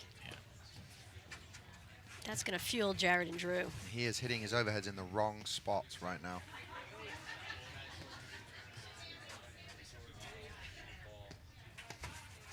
Oh, it's good. Oh, and it stayed in. What Wow. a play. That was the play that got Sebi and Martin in the finals, into the finals with their win over DeRose Lubau in the semis. Out of nowhere, Sebastian would just appear. And he really has to look for that shot a lot because these guys are hitting half-pace drives. And when you see that, when they're not swinging out, you have a little extra time to get to the net, and he should be looking for the blitz when the ball stays deep in the court. Martin's got to dig in deeper right now. He's had 2 errors in this game, and they're really still in control of this match.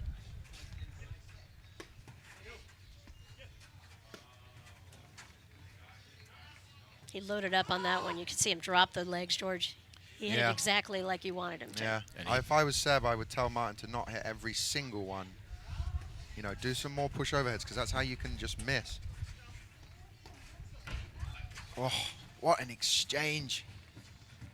What coverage, anticipation by Broderick, going over behind Palmer immediately there. This has turned into a mental war, this set. And if it's a mental war, I'm going Broderick Palmer. Right.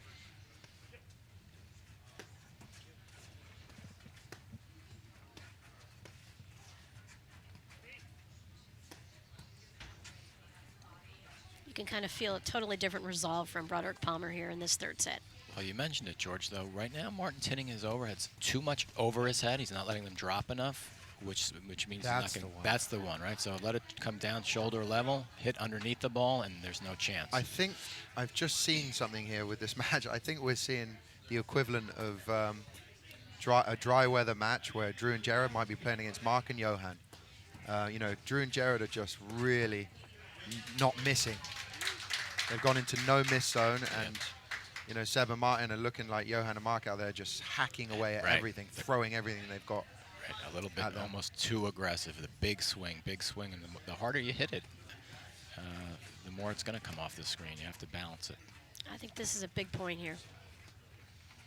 What makes you say that, Patty? I just thought I'd say that, George. I think it's really important for Fredberg Boston right now to hold serve. Drew likes to do low, short, quick lobs normally, and you can tell that he's doing higher, deeper lobs now to make the slash overhead more difficult for Martin to hit.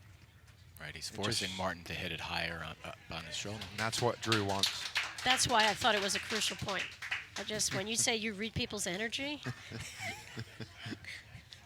I'm right there with you.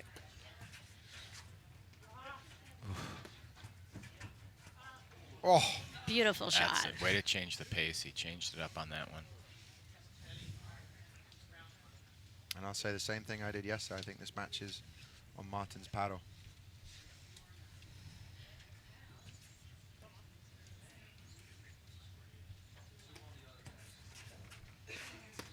And you say that because you're so confident that Sebi will just be, he'll just stay at a really consistent level of play throughout every match. Seb's going to do what Seb does, and you know, Martin has the shots to win, and he also has the shots that could lose the match. But the way he's playing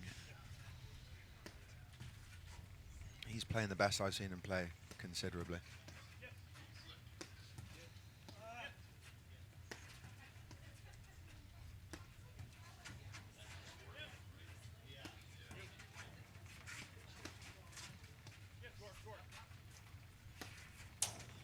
There's the skidder. No one's getting that ball back. But Drew got a racket on. I don't know how he got a paddle on that ball. Yeah. Back to deuce. Bostrom serving. 2-1, third set.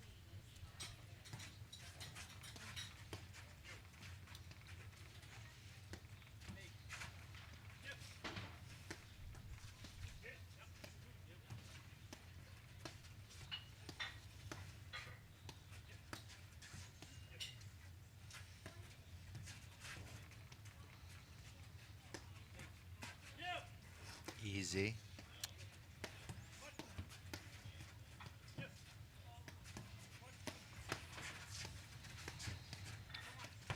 Look at Vintage that Palmer right there. exchange. We haven't seen too much of that from Jared. There's a mental error from Martin on that decision. Yeah, that's the second one this game. We haven't seen that much cat and mouse from Jared, but that was a good time for it. He made them make some volleys, and they got a little ahead of themselves, and Martin made a mental error.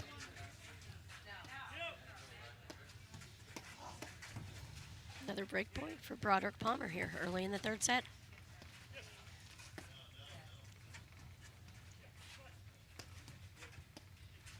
I would like Martin's kill overhead to go at Jared, not Drew. I think he can get a good setup and a good angle to attack Jared from Drew's lob. I feel like he's trying to win the point against Drew with the overhead too much. Yes. He's not going to get the success he's looking for. Just a fabulous spot. It's right where Drew wants it. He's just waiting for that shot. It looked So like hard Drew to and Jared defend. were struggling, and they're right back at 2-all. And you talk about that momentum swing.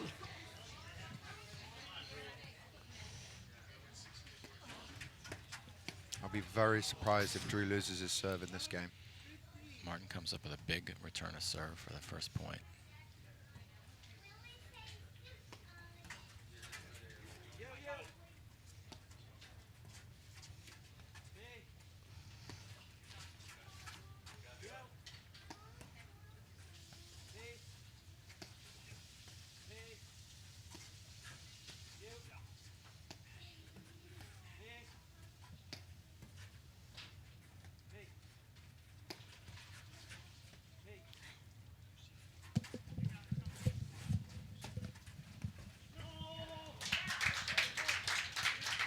Again, Sebi's had the right thought, but the ball, it kept the volley way too low. It's really hard to keep that ball in play.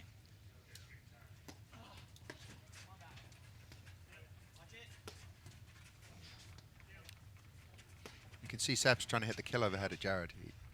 I think he's thinking similar to what I'm thinking. And he's going to set it up to Drew and then attack Jared. Too short. That's the one he wants. That's it. Jared's got a big body to get out of the way on those spin shots, and maybe that's the reason you might go at him over Drew. And I think the thing is his height. I mean, Seb is, Jared is, yes, that's right. But bending down for those low skidders when you're tall. I know someone, I don't know. I've never really. Leonard Jonassen struggles with that shot a big time. He's extremely tall. I think he's 6'6". And he struggles in the wet weather from bending down that low to dig the ball out of the ground. That's on the line. It is. Wow, beautiful Great shot. play. A double break point again. I'm about to be surprised. I'm surprised. Wow. Another shift of momentum.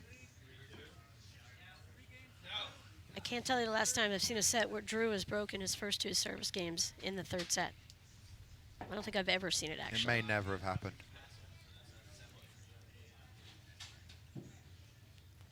Well, I mean, you got to love this. Paddle fans have to love how this match just has its ebbs and flows, and it's going back and forth, and the rain definitely is a factor out here, which we all thought it would be.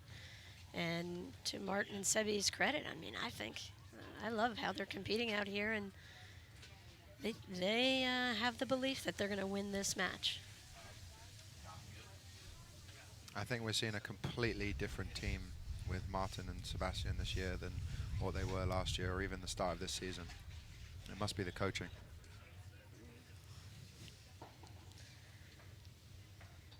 I heard their coach is really wise.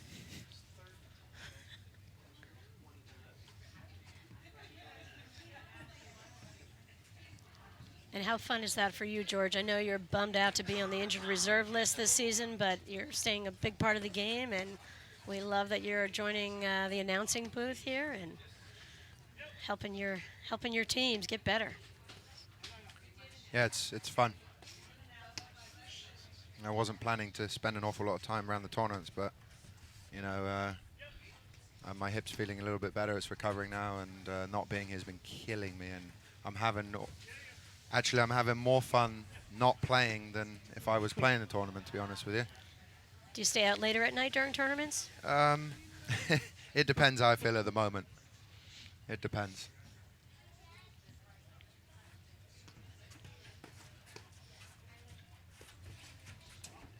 I'd love to see him. Great controlled drive there by Jared to the corner.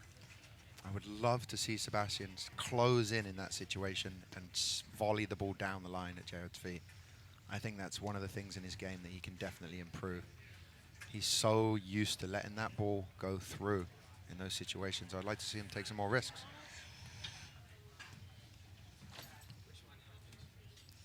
$15 all.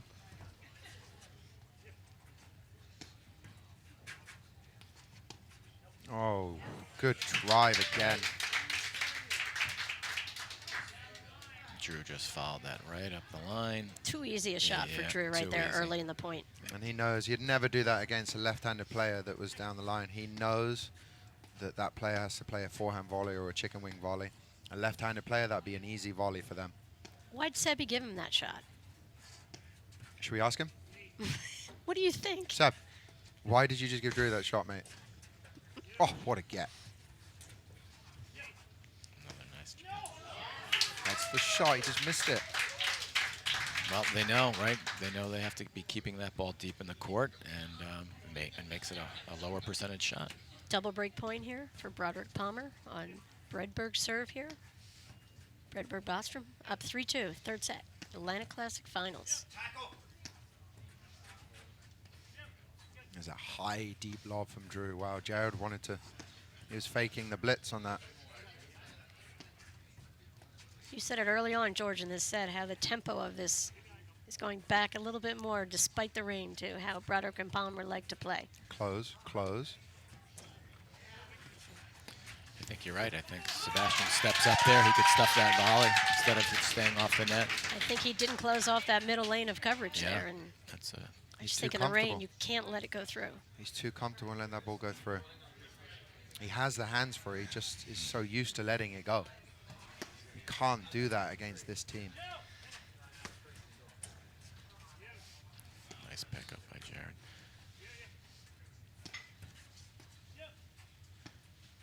I kind of alluded to it earlier, but when you're playing in the rain like this, sometimes you just, as a net team, you feel like you're going to win points easier because you have the ability to do that slash, and it's almost not that you mentally let up, but you're not as intense because you feel like, okay, one good slash, we're going to win the point. One good slash, and sometimes the strategy goes out the window a little bit, and you can see it's taking a little bit of a toll because Jared and Drew are being very patient and keeping that ball in play. We talked about how the advantage goes to the serving team, the net team, where it's kind of ironic. We've had break on break on break here in the finals in the third set. I think that's a credit to all four players from their baseline, really kind of digging their heels in and playing percentage shots. Jared hit that one under the net, I believe. That goes against his stats. But I honestly have never seen this amazing. many breaks of serve in wet weather paddle in my life.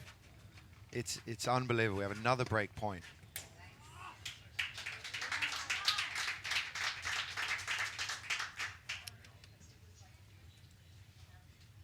$30 all, 3 all, 1 set all, pretty even up, George.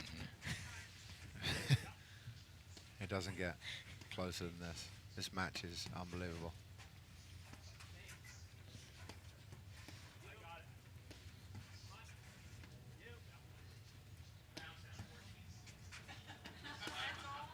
Seb's new shot.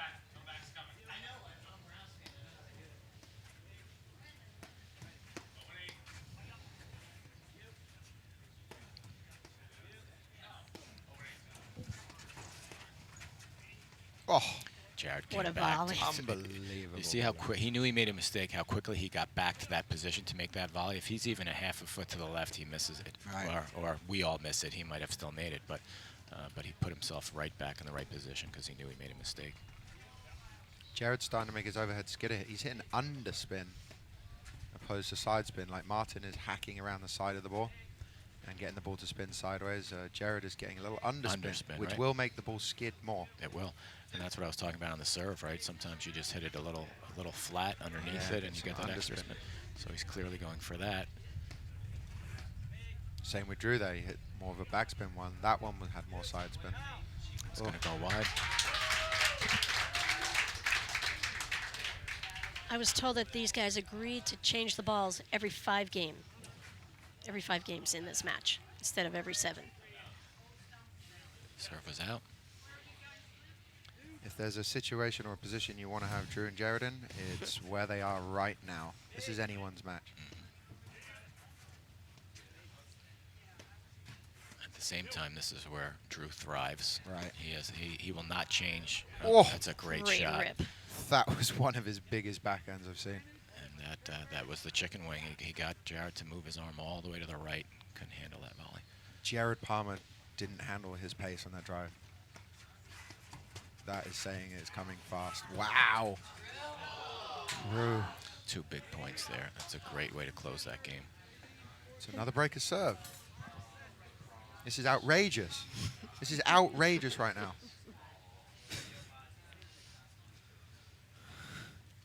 It's interesting, that ball, George got his, Drew went back, got his paddle on that ball, but maybe just the ball's a little heavier because it has the water in it. And, Right. usually he just flicks that ball over, but I Right. just think the weight of the ball impacted that shot. Yeah, if it wasn't raining, he will get that ball back 20 times out of 20. Right. That's what Tiernan Cavana thinks. She's watching from up in Connecticut. She watched a lot of the live streaming yesterday. Tiernan? Hey, Tiernan, how you doing? She said she's doing well. She's loving listening to you, George. Tiernan's Region 2 president. Doing a great job.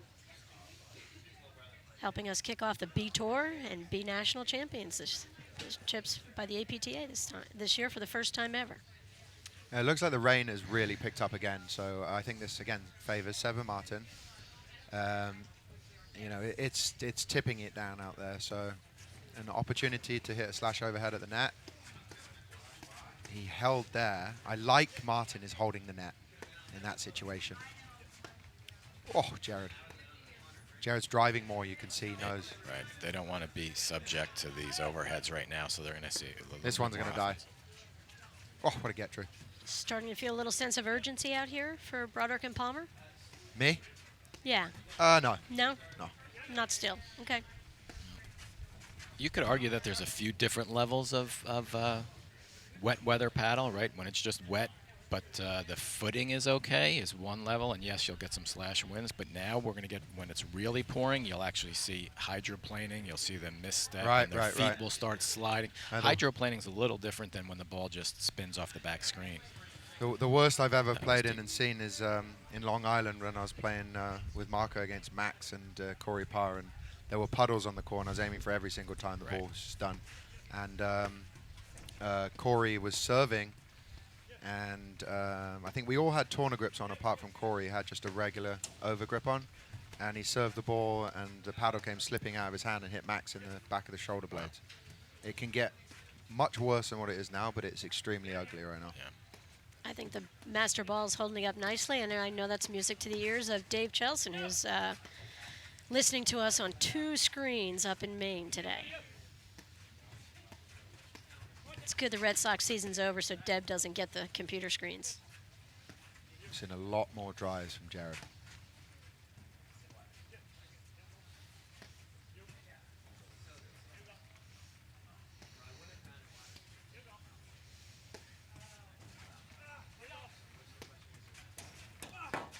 What a kill overhead from Sebi.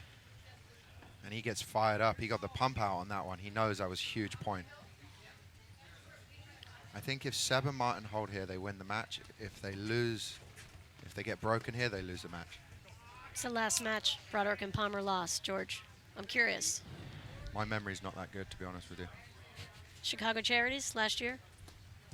Right. Who'd they lose to? They lost to Johan and Mark Parsons Durant. Your memory's getting better.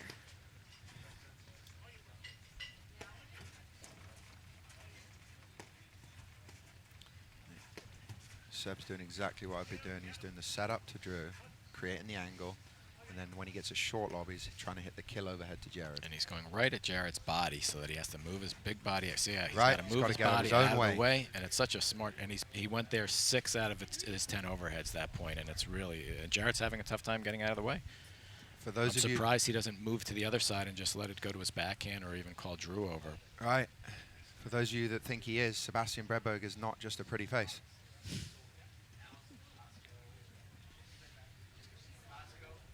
So that's a change we've seen. Sebastian's hitting more overheads now. It seems to be working better. Great adjustment for them. Yep. They found something that's working. They're going with it. And just for those of you that don't really know the tour and everything that well, and as well as we all do, I can't explain how big of a challenge it is to beat or even be competing against a team like Drew and Jared. What Seb and Martin are doing here, even if they don't take this match, is just An absolutely outstanding performance. They've really taken it to them. Smart point there, right at Jared's body. Got the slide right into him. I think this is a match point in my opinion. Yep. Game point to go up 5-3 in the third. Let's see how Drew and Jared play this point.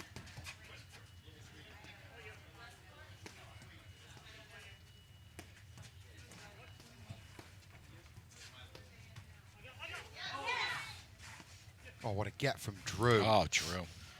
How did that ball not go through? So hard to control that ball.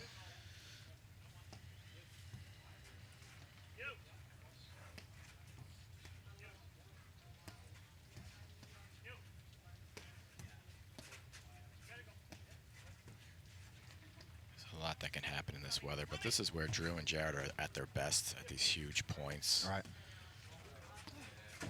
That was Right. exactly what you're talking about. Andy. Right, exactly. They just produce the goods when it seems like things are all over for them. It's just unbelievable.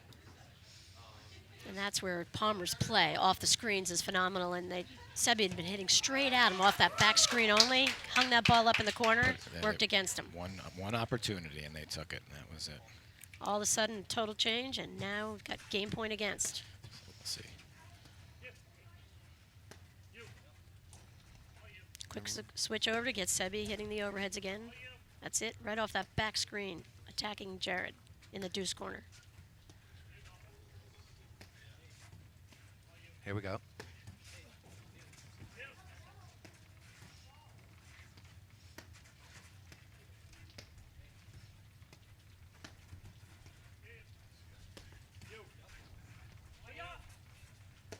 There's the angle that he wants.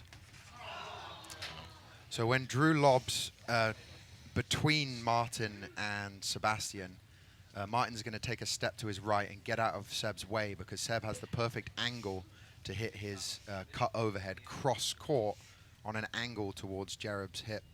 And that ball, then it will be unretrievable for Drew to take.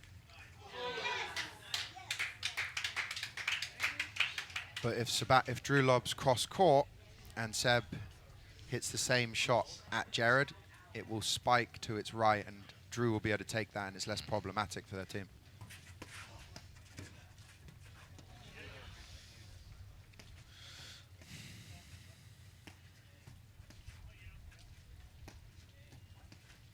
Great teams make adjustments at the crucial times, and Jared just kept his feet moving and created an amazing shot there at a timely moment, you know, after he'd made a few errors on it in this game. To his credit, he's going to always keep hitting his shots. I was talking to Steve DeRose yesterday, and we were talking about how the true 5 or more set points against them, and you couldn't tell by the way Drew and Jared were playing. They took the same exact shots. They didn't have any mental change of how they approached the points, and that's what drives the opponents crazy. You're not going to get them to tighten up. They might lose the point, but they're not going to take a stupid shot, or they're not going to change the way they play it.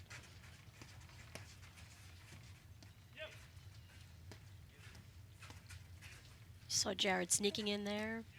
He saw that he wasn't going to get a play on the ball. Yeah, well, what he's Dropped doing, right back to the baseline. I think what he's doing is he's trying to make Seb and Martin hit a harder overhead down short, so it's a screen drive. When someone blitzes, you have to hit the ball down and a bit harder, and if you, it's gonna come out of the screens for a potential screen drive for Drew and Jared. He's here, like so, and if you blitz, it can force that.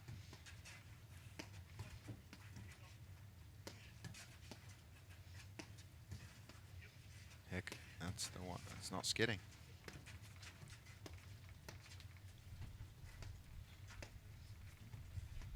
This could be the longest point of the match. It's easily the most important point of the match right now. That's what Jared wants. Jared wants a nice, juicy screen drive to take the net. That looked wide. Yes, it was wide.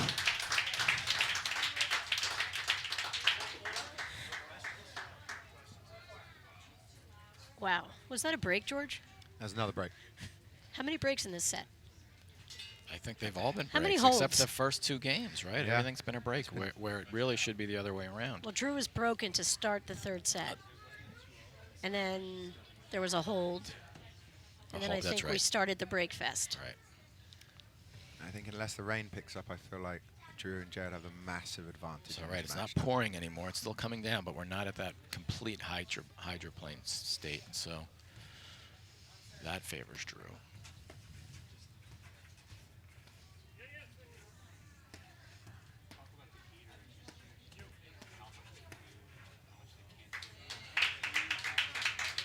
Martin's made 2 loose volleys. So loose volley error there. Drew serving. First point. You guys notice he stayed back. Drew's missed a couple of more first volleys in this third set than I'm used to seeing, and they made the adjustment. They just decided they'll stay back, let Martin and Sebi hit their shots, get them to the net. Seb and Martin they're- are out of sorts right now. Yep. And Drew and Jared are feeling more comfortable from the baseline, so they just set the play. They gave up the net to start the point to make sure they got into the point. Even the #1 team in the country has to do that from time to time. Oh, wow. I think the Heaters are doing a great job keeping the court relatively dry out here, Anthony. Right, it's not at the hydroplane state right now, so that is which is making it harder for the slash to slide out and making these points longer. Drew and Jared have clearly they've just decided that they're going to see if Seb and Martin can beat them in the later part of the set. They haven't been ahead in this match in a while, and That is Great an pickup. unreal gap. oh my gosh. What a dig from Jared Palmer. I think that hit the bottom of the screen. 15 all.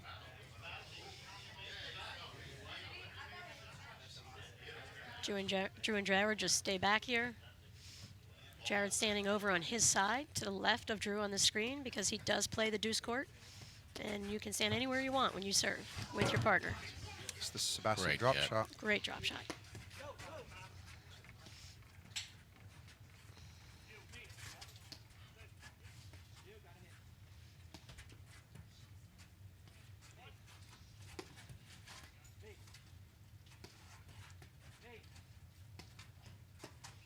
Oh, great volley from Drew. He's always ready. It's rare to see Drew get surprised with anything. That was good. It was good. Wow. That was an incredibly good shot. 15-30.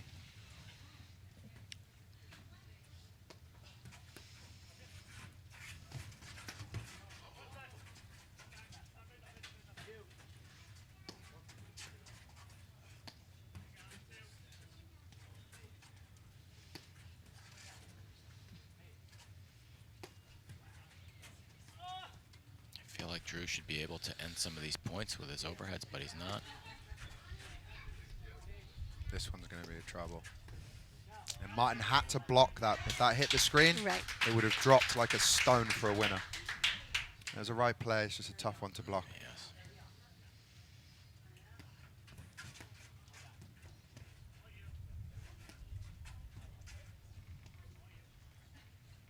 Now that the rain's not quite as hard, I would like to see Martin get on the left again. He's got a lot of spin, a lot more than Seb. I feel like he'll be able to get that ball to skid if he can take the overhead more. We're seeing more of a dry weather point here.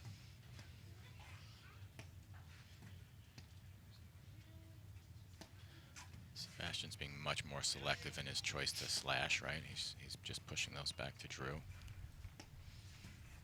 These points favor Drew right Big now. Yes, Yeah. absolutely. Sebi's hit 8 or 9 straight overheads, exact same place, exact same pace. Drew will stay there with you all day.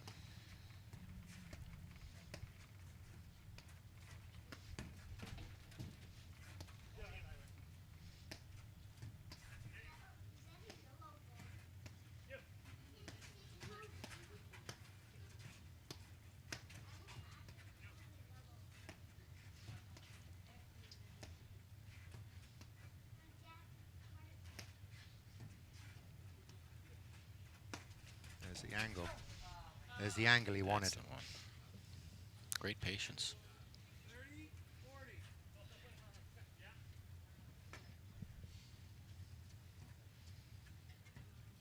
Here's a must-win game for Seb Martin.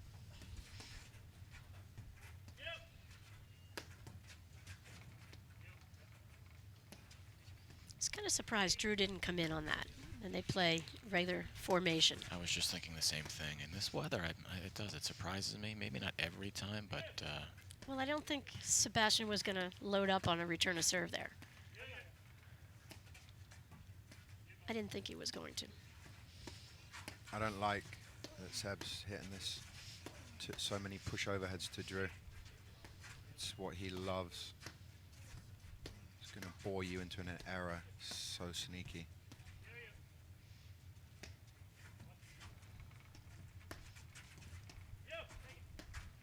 That's what he's looking for. Oh, Drew never can't misses believe he that missed one. that. So- Patty, was that a hold? You know what? Was that a hold of serve? Oh, no. That was another break. Another break. Drew has not held serve in the third set. So Bostrom Bredberg up third set. Drew and Jared won the first set. Bostrom Bredberg won the second, and here they find themselves serving for the match. I would say hands down this is the most important game of their entire career. Do I see a dry patch on the court? Uh-oh. There is. Yeah. Someone dropped a tissue. A couple dry patches, which just means it's not pouring anymore, so maybe the ball is gripping a little bit better. That will favor Drew and Jared, but not much time left.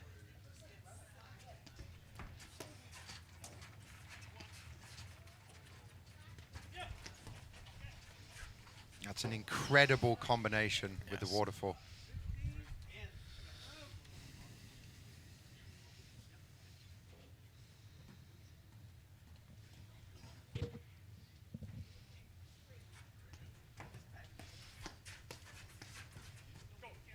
That was wide. And so far, Martin has stepped up to the challenge in these volley exchange situations with Jared.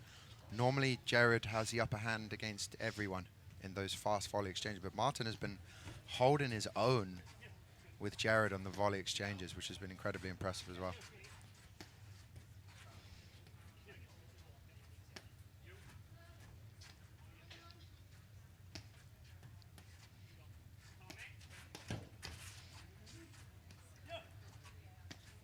That's what Broderick does best. With Palmer, Yeah. he just creates a little bit of havoc. He starts that movement. You take your eye off a volley, you miss something that you routinely made the rest of the time. And you have to think about where you're putting that next ball when they switch sides, and it creates a little chaos. And So Drew was right there to now- hit the back. Unfortunately, a fault from Sebi, and he finds himself in a deep hole, 15-40 now. That drive that Drew hit before with the backhand, it didn't look like much, but it was such a high-level drive because he hit it from above his head down onto Martin's feet, which made it a really difficult volley to control and get in. It's not always about how hard you hit it or with how much spin. It can be where it comes from and where it ends up.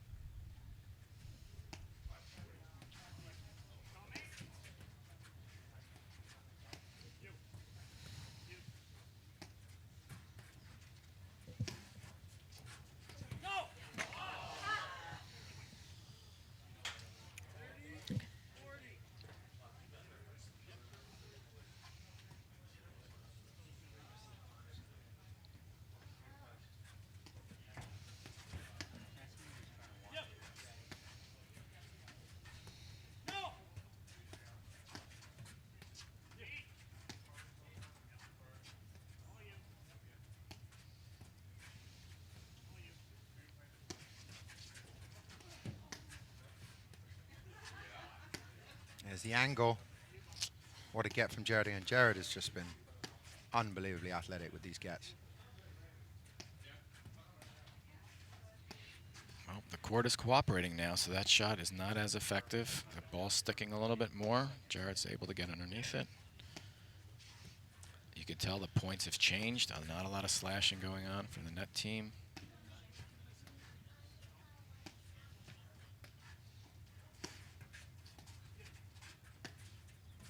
Here comes a big screen drive. He took the pace off it. Sometimes Jared hits that one, he goes huge.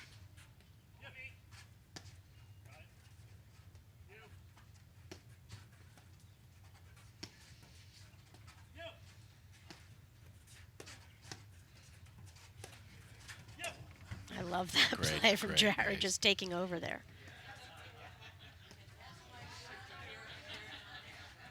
Oh boy. What Wow. an unbelievable point from Drew and Jared. Just, George, was that a break? No, I think that was a hot. No, yep, you're right. Another break. Another break, 5-all, third set. Finals of the Atlantic Classic. And they're changing to a new ball, which New is going to ball. make it even more, make the points more like it's dry weather. It's still going to skid sometimes, but the new ball and the dry spots on the court are going to, points are going to get longer here.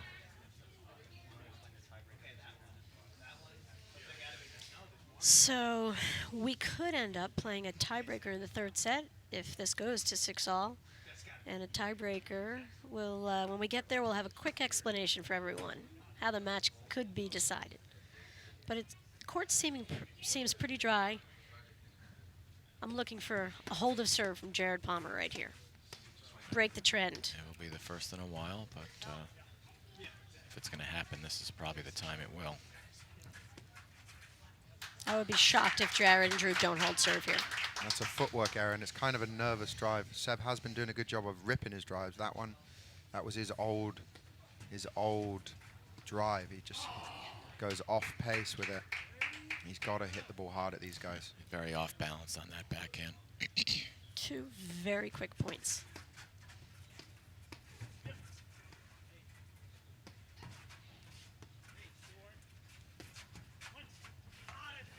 And this is Wow. what we talked about when you get to this point in the match, just the mental toughness and all right, 2 real quick errors and then a good shot by Drew. This is where he will pounce. You see Drew in that situation, he was Completely he got was out on of the way. side screen. He knew that it was the right time to bail. And he didn't hang out in the middle of the court, George. He went to defend that side of the court Right. and forced the play to kind of go up the middle in a way. And the rain's starting to pick up again. This is getting super interesting. You're going to see the ball skid again in a minute, which is going to help Sebastian and Martin, I think. Every time the rain's picked up, it's gone. It's worked to their advantage.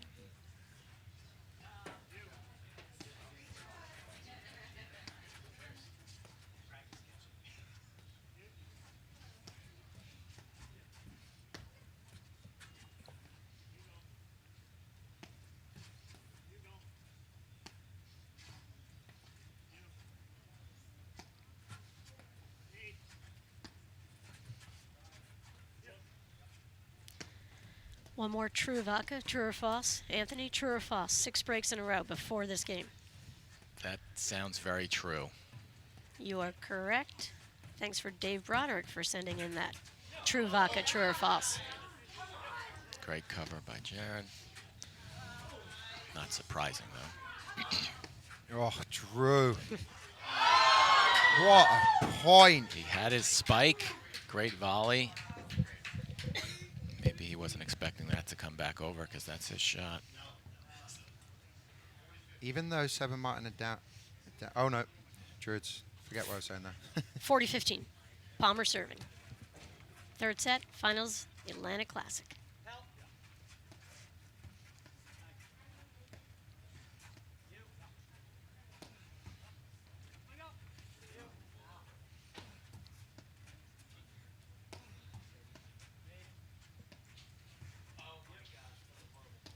Sebastian's getting a bit flat-footed.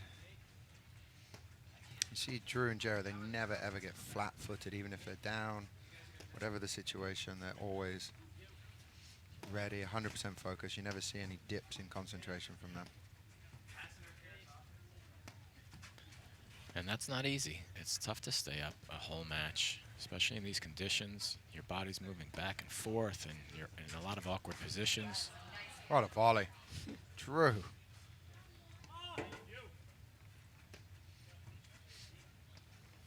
You always see it in these situations. Either Jared or Drew, under massive pressure, are going to play their best shots of the match. They're going to do something ridiculous.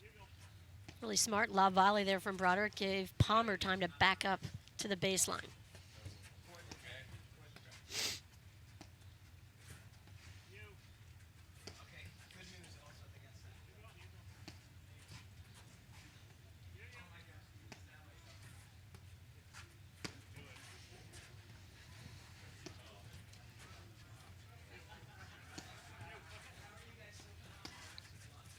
So, Patty, do you teach that shot that Drew was doing so often over there where he just lets the ball come behind him, he takes his eye off it for a good couple of seconds and then picks it up on the other side?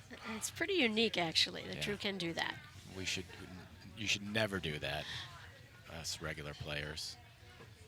It's very hard to pick that ball back up after you lose sight of it, even if you know where it's, you think you know where it's going. But just a day at the beach for Drew, not a big deal.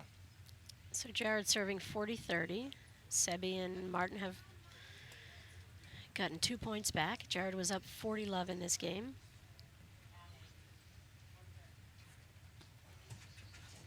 It's a great serve.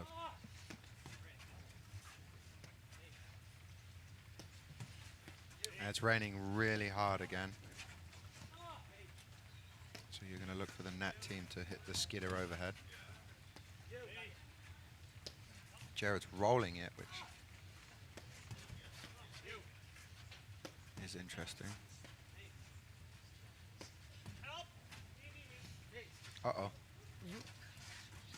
Oh, Wow. Yeah, it's a great get. What a get up. Sebi to keep that ball in play.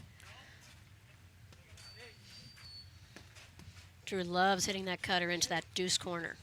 Martin's got to get his lobs up and deeper at the moment. He's giving them too many opportunities to attack. And there it is. I mean, Martin kept kind of retreating to the middle there, and I knew that was just opening up the play for Broderick's favorite shot. So Palmer holds. First guy to hold. 7 games, I believe. Was that a hold? It was a hold, George. So I believe Broderick and Palmer are now up 6-5. Third set, finals of the Atlantic Classic. You're going to see Drew and Jared make this game almost impossible for Seb and Martin to win. They are going to throw every single thing that they have at them right here.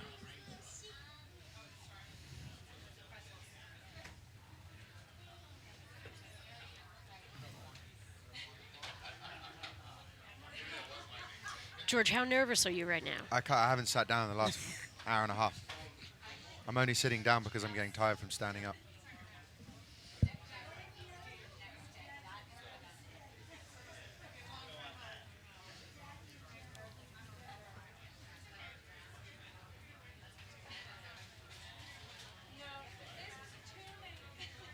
Anthony, what do you expect right now? You know, I was just thinking that. I'm not sure.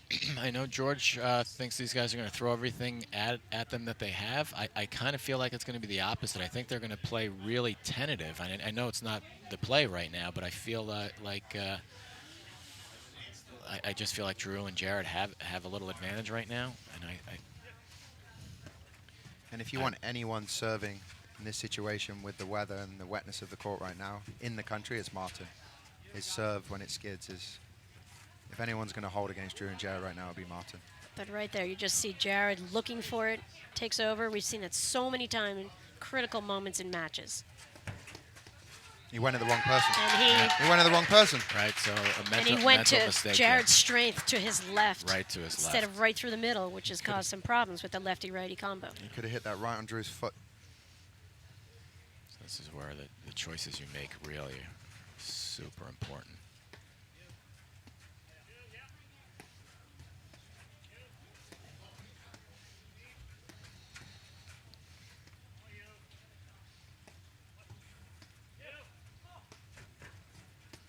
So great lob. Drew right over Martin's head. Little miscommunication. Drew likes that spot right there, not that one. The one that's a little bit more over Martin. It keeps him from really torquing that overhead.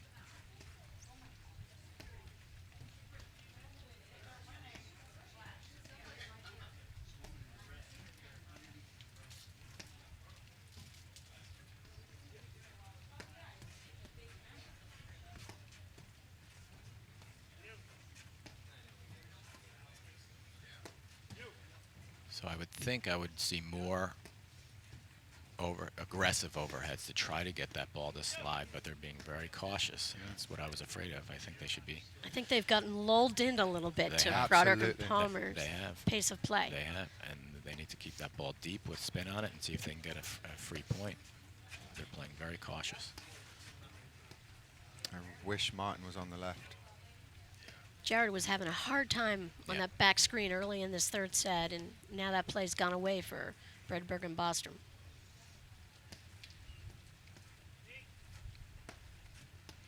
Jared and Drew should be scrambling a lot more than they are back there. They're very comfortable in this weather. They should be all over the place. Great deep lob up the line there.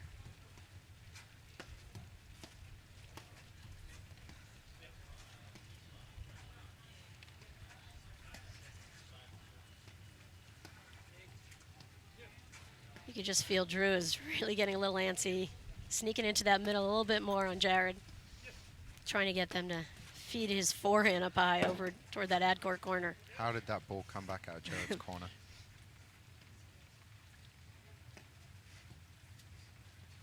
He makes it look so routine. All these guys make this look so easy, and it's so difficult.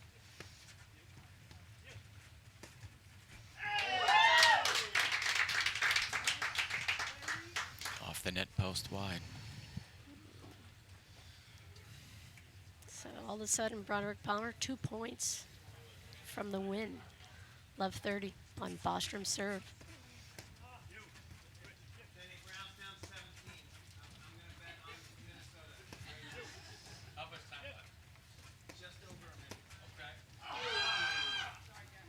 $15-30. That was certainly Drew's right in his wheelhouse. Maybe he wasn't expecting such an easy swing. They got Martin to the left of the team in that formation. Worked out well for him. Oh, Did he miss that? he missed it. Wow. Ball came off pace and he put it in the net. Double match Match point. 15-40. Sorry, Anthony. Wow. Jared made his first mental error that I can't remember the last time he made one. They've been so steady. One more match point here. Oh my goodness. Really surprising. Christmas came around a little bit earlier for the Swedes this year. I don't think we've ever seen back-to-back misses with these two, so the door's still open here. Let's see. They've just been given an absolute lifeline.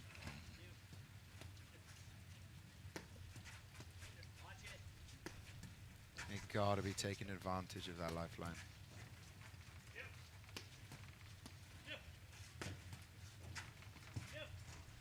I love that Martin's on the left.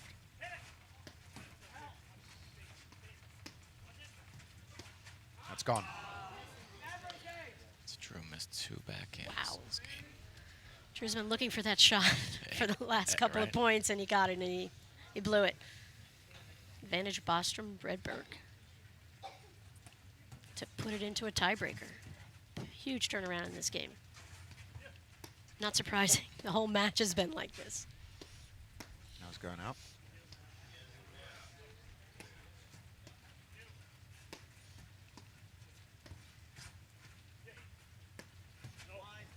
That was wide. Wow. 3 overhead errors in this game. That shows you that how much pressure they're feeling. That's right. And Drew missed 2 of his favorite backhands this game.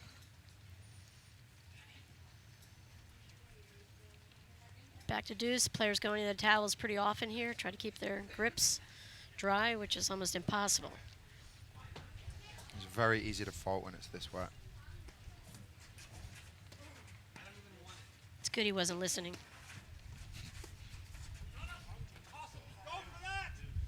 Wow. I think he missed it. He missed it wide. I like Maybe the the shot. first time ever that Jared Palmer has spoken out loud on a paddle court. Advantage Bostrom Bredberg.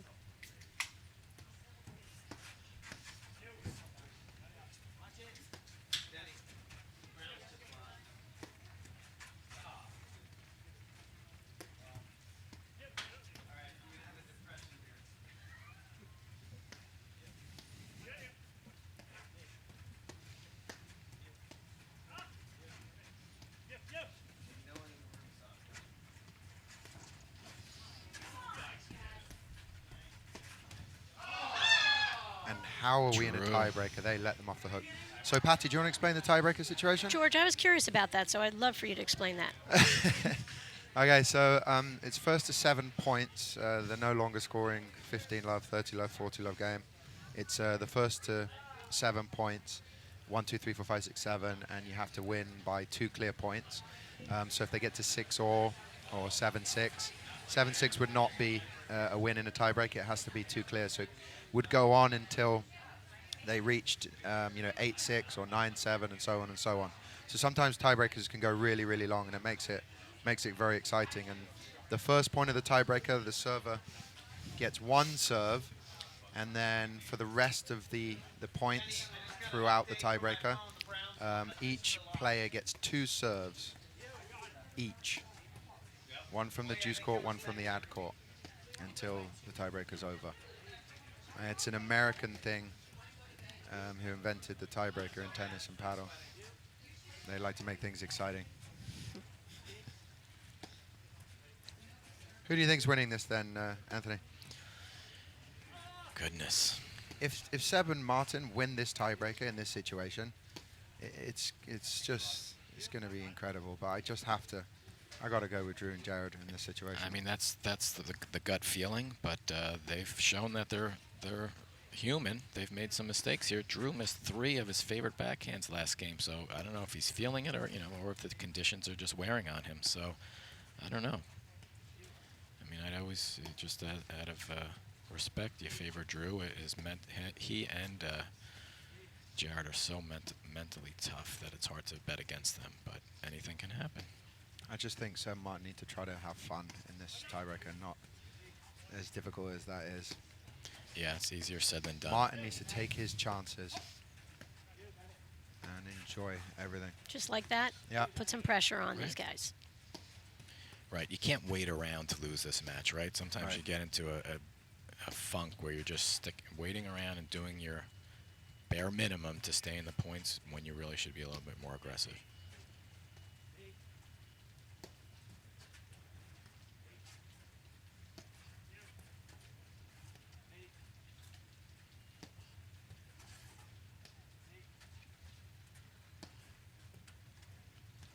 That's a great lob. In these situations, the only way you're going to get Jared and Drew to miss a shot is if you surprise them in one way or another, right? They're very rarely just going to miss something. So, yeah, a blitz, a short lob, a dink and charge, just something to get them a little off balance and get them to jump a little bit. Because you'll never see Palmer and Broderick miss Right. an easy overhead. They're not going to Never. give you the free points here. They really won't. And if they do, it's going to be 1. Jared's adding a little more slice to that overhead there, George. A couple of overheads Yeah. there. And that volley from Drew hit the back of Yeah, the that baseline. Uh-oh. It's got to be a block. And that's that play into that deuce court corner that Broderick loves. You saw Martin backing up a little bit there, getting a little too defensive, and then it opens up that corner for Drew's shot. And that overhead was perfection. He couldn't have hit it any better.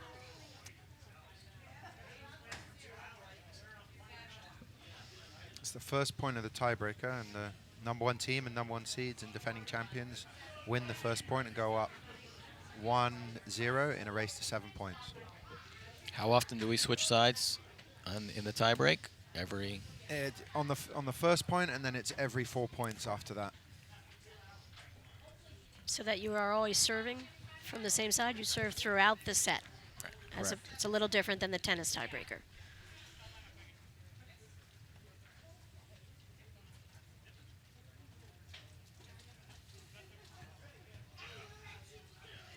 Servers stay in the order they were serving throughout the set. Fredberg to serve. Really good deep serve up the middle there. Mark Fisher, thank you for your comment about my my counting skills. I appreciate that.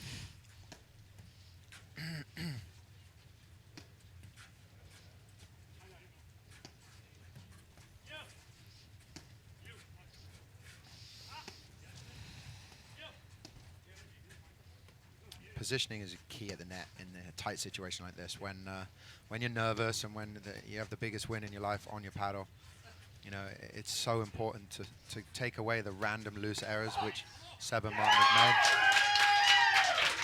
made. Just because you're a little bit out of position. This is where the fundamentals and the easiest things become the most important things under pressure. Never should have hit that ball over to Drew's wing over there in that out corner. Yeah, really Critical, struggling right poor decision followed by a loose error there, and all of a sudden it's 3-0. Broderick Palmer up, Jared Palmer to serve. Oh, and Jared faults. 3-1.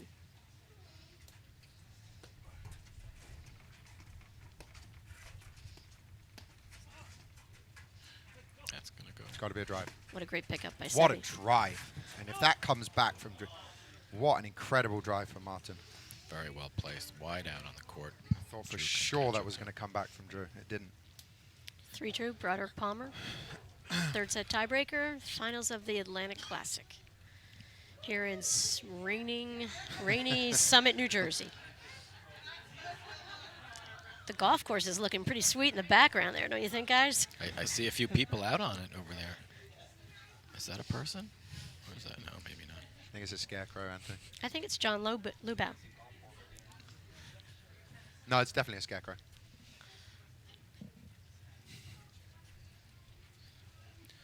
I noticed Ray Cross is not sharing his umbrella with John Lubau anymore.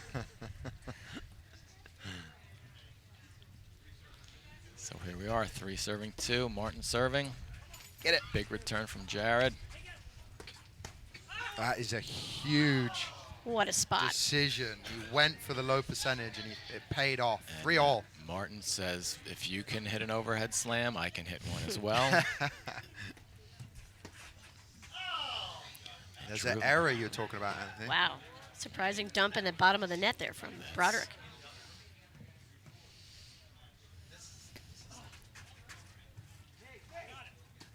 And it's in these situations you see, like Drew and Jared and Mark and Johan. I'm surprised that serve of Drew's didn't hit the nick. You know, they get situations. Martin a little, jumped the gun a little there, went wide. I think we're at 4-all. It's only fitting that it's 4-all third set tiebreaker.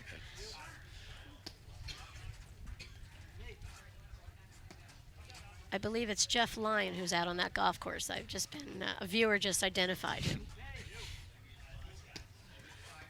Martin's got to block that overhead that Drew has seen that that's a weakness there, and he's going to be all over Martin with that side screen cut overhead. He's got to get in there and block the ball before it gets problematic. When it hits the screen, it's going to be serious trouble for Martin. Would you agree this is a crucial point for everyone, George? Correct. True. The last true vodka question of the day. There's the block. Well done, Martin. Drew wants to see that ball find the screen, and Martin's not. It's a game of cat and mouse between Drew and Martin at the moment.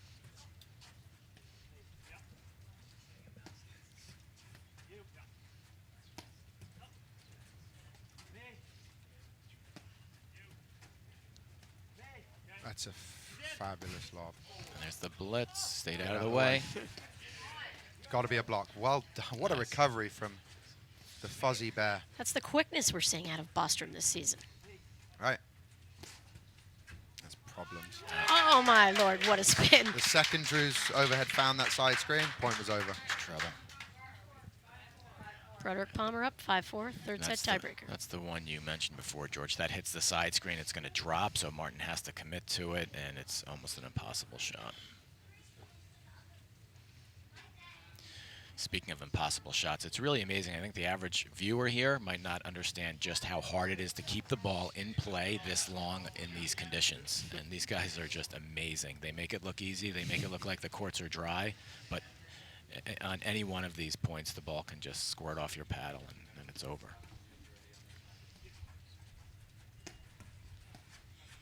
It's amazing out here in these conditions that we have 6,000 people out there right now listening to you guys talk about this match. Great job.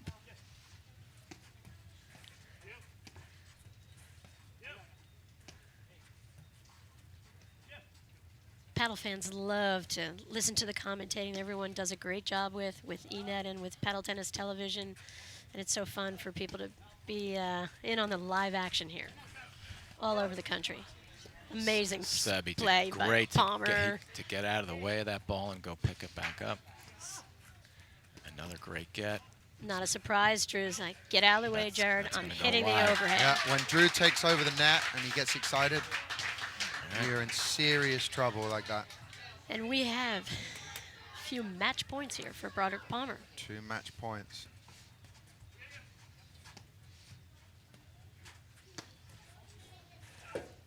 Oh, And They saved that us. was a great cut. It's a 3rd match point they've saved so far. Let's see if they can get through one more. do we have a defibrillator around here or something? We're going to need I'm it. struggling. We need 3. We're going to be down to 2 commentators in a minute. Palmer serving 6-5, 3rd set tiebreaker. Martin takes a nice swing at that. He's not tight.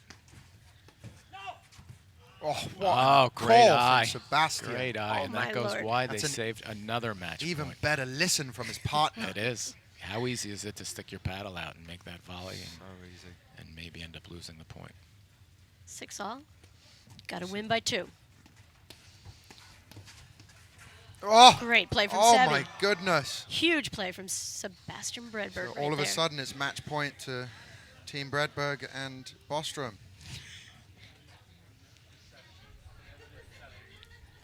This is a huge testament to these guys. They've saved 4 match points, and now they're 1 point away from winning the match.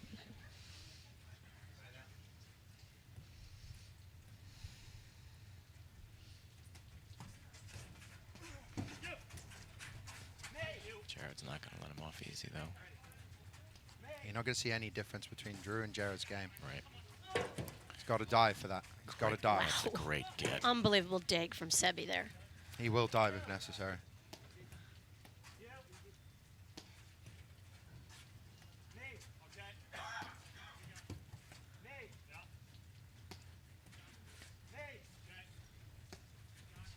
As much as Drew and Jared are in control at this point, it's so easy to try to win it in one swing and overhit it.